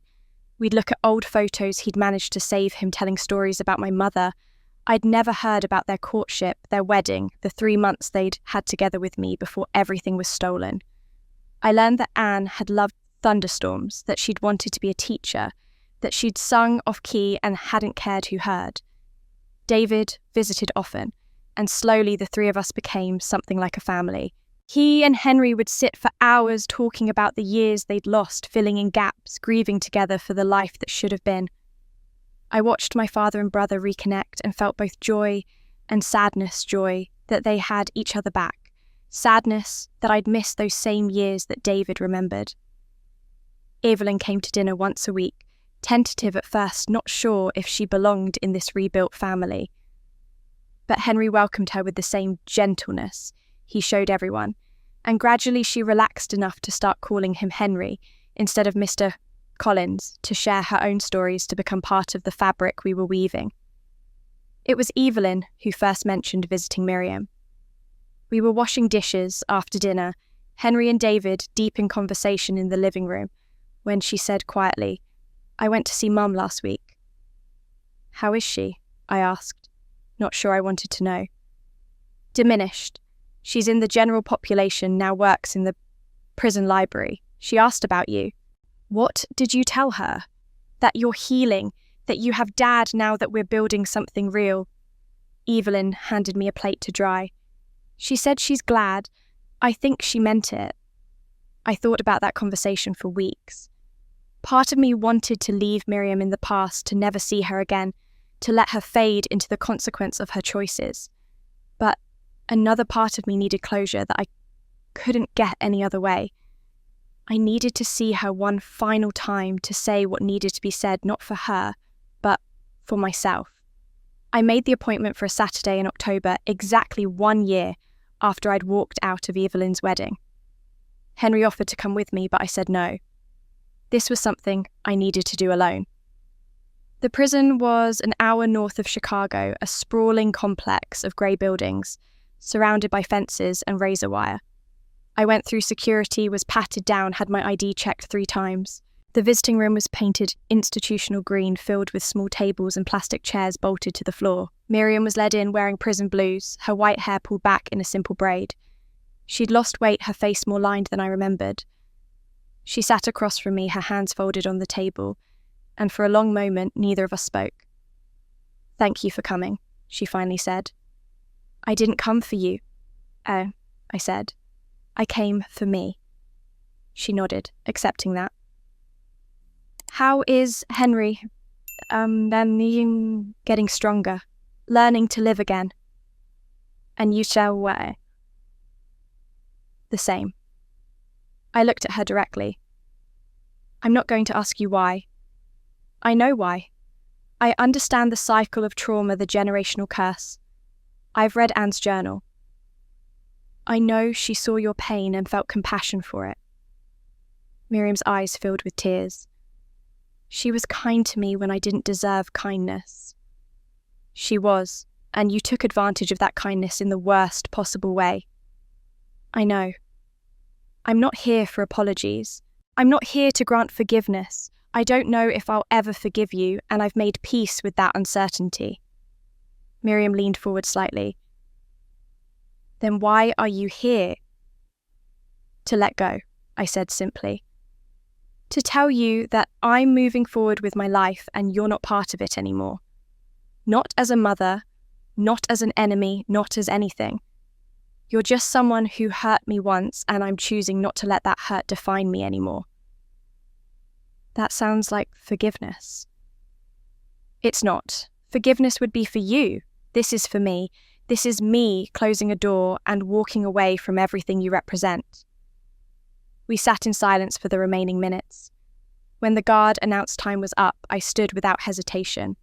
Miriam remained seated, looking up at me with an expression I'd never seen before. Acceptance, maybe? Or just exhaustion? "Goodbye, Miriam," I said. "Goodbye, Whitney." I walked out of that visiting room through security, out into the parking lot, where afternoon sun was breaking through October clouds, and there, leaning against David's car, were Henry and Evelyn. They'd come anyway, had waited for me, knowing I'd need them when I emerged. Henry smiled when he saw me, that gentle smile I was learning to recognise as uniquely his. Evelyn waved, tentative but warm. And, for the first time in my entire life, looking at the two of them waiting there for me, I felt like I had a real family. I started writing this story down 1 year after that day, in the prison parking lot, sitting at my kitchen table, while Henry napped in his room, and autumn light slanted through the windows. My therapist had suggested journaling as a way to process everything that had happened, to create narrative structure around chaos, to find meaning in the wreckage. A year ago, I walked away from a wedding. At the time, I thought I was walking away from family, from the only people who'd ever claimed me as their own, however reluctantly. I thought I was choosing isolation over humiliation, loneliness over belonging. I had no idea I was actually walking toward the truth, toward the family I'd lost before I was old enough to remember having them, toward a version of myself I'd never been allowed to become. The wedding feels like it happened to someone else, now to a different Whitney who believed she was adopted, who thought her greatest tragedy was being unwanted. That Whitney didn't know her father had been imprisoned beneath her childhood home. She didn't know her mother had chosen to die so she could live. She didn't know she had a brother who'd been searching for their father for 26 years. She didn't know that her sister was a victim too, trapped in a different kind of prison. That Whitney walked into a wedding and left with a DNA test. This Whitney, the one writing these words, walked away with so much more. Henry is 71 now, healthier than the doctors thought possible for someone who spent 3 decades in captivity. He still has nightmares, still has days where he can't leave his room, where the world feels too big and too bright and too free. But he also has days where he laughs at sitcoms he's discovering for the first time, where he video calls David to share some small triumph, where he tells me stories about my mother that make her feel real instead of just a name on a gravestone. David visits once a month, sometimes more. He's teaching me about the father we shared, helping me understand the man Henry was before imprisonment hollowed him out. We're learning to be siblings, to share this complicated inheritance of trauma and survival and stubborn, persistent love. Evelyn is engaged again, this time to a man who knows her full history and loves her anyway. She's in her 3rd year of therapy, unpacking layers of damage that run deeper than any of us initially understood. She calls me her sister now without hesitation, without the qualifier of half or adopted. Just sister, just family. I've thought a lot about Miriam this year, about cycles of trauma and how they pass from generation to generation like genetic diseases, about how Eleanor's crime created Miriam's crime, created my stolen childhood, about where the cycle might have continued if I hadn't found the courage to walk away from that wedding, if David hadn't spent 26 years searching, if Thomas hadn't finally chosen conscience over fear. I don't forgive Miriam. I'm not sure I ever will. But I understand her in ways I wish I didn't have to. I understand that hurt people, that trauma rewires your brain in ways that make you dangerous even when you don't mean to be. I understand that she gave me life even as she stole it, that she kept me alive even as she imprisoned my father. I understand that she was both victim and perpetrator, that these roles aren't mutually exclusive, that human beings contain multitudes of light and shadow. Understanding doesn't mean excusing. It just means I can put down the weight of hating her. I can acknowledge what she did without letting it define what I become. Today is October 15th, 2 years to the day since I walked out of Evelyn's wedding. It's also the anniversary of my mother's death, the day she gave her life so I could have mine. We're going to visit her grave together, all of us, the family Anne never got to see, but somehow still created through her sacrifice. The cemetery is quiet on this autumn afternoon, leaves falling like slow rain, the kind of peaceful that feels earned rather than empty. Anne's grave is in the oldest section beneath a maple tree that's probably 100 years old. The stone is simple. Anne Elizabeth Collins, beloved wife and mother, followed by the dates that bracket her too short life. Henry walks slowly, leaning on his cane, but refusing help. He's carrying white roses, Anne's favourite. David walks beside him, ready to catch him if he stumbles. Evelyn and I follow a few steps behind, giving them space, giving ourselves space to witness this moment. Henry kneels with difficulty at the grave, David steadying him. He places the roses carefully against the stone, his weathered hands trembling. When he speaks, his voice is quiet but clear. Anne, I kept my promise. I protected our daughter. It took me 34 years longer than it should have, and I couldn't do it the way I wanted to. But she's here. She's whole. She's free. Tears stream down his face, catching in the lines that imprisonment carved there. I kneel beside him, placing my hand over his on the cold stone, and now she's protecting me. I say, thinking of that journal Anne left buried under the oak tree, of her final words, about forgiveness being about freedom. Everything she wrote, everything she wanted me to know, it's helping me find my way. David kneels on Henry's other side, completing the circle. Evelyn stands behind us, her hand on my shoulder. We stay like that for a long time, the four of us connected by love and loss, and the stubborn persistence of truth. Finally, Henry speaks again so softly I almost miss it.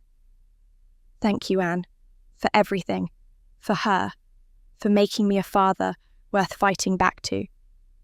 We help him stand, and for a moment we all just look at the grave, at this marker of a woman who chose life for her daughter over her own survival. I think about all the women in this story, about Eleanor and Miriam and Anne and me, about cycles of harm and cycles of healing, about how trauma can be inherited, but so can love. I stand before my mother's grave, holding my father's hand, David, on his other side, Evelyn beside me, and I say the words that feel truest of everything I've learned. They tried to bury the truth, but truth, like love, always finds a way to rise. And that's where Whitney's story ends, but the echoes of what she lived through continue. She found her father after 34 years of lies. She discovered the truth about her mother's sacrifice. She learned that families aren't always defined by blood or by the people who raise you, but by the ones who choose to stand beside you when the truth finally comes to light. This story reminds us that sometimes the bravest thing we can do is walk away from what's familiar, even when it hurts. Whitney walked out of that wedding with nothing but questions, and she walked into a truth that was more complicated, more painful, and ultimately more freeing than anything she could have imagined. But here's what I want you to think about. What would you have done in Whitney's position? When you received that wedding invitation with your name misspelled and a note telling you to sit in the hallway, would you have gone? Would you have stayed? Would you have had the courage to walk away? And if someone handed you a DNA test that shattered everything you thought you knew about yourself, would you have pursued the truth or let it stay buried? I want to hear from you in the comments below. Tell me what moment in this story hit you the hardest. Was it finding out Henry was alive? Was it Anne's journal? Was it the moment Whitney finally confronted Miriam? Share your thoughts, your reactions, your own stories if you have them. And if this story moved you, if it made you think about family and forgiveness, and the weight of secrets we carry, do me a favour. Hit that subscribe button and turn on notifications so you never miss another story. Share this video with someone who needs to hear it, someone who's carrying their own buried truth, someone who needs to know that walking away from toxicity isn't weakness, it's survival. Because in the end, the truth always finds a way to rise. Just like Whitney, just like love, just like you. Thank you for listening. I'll see you in the next story.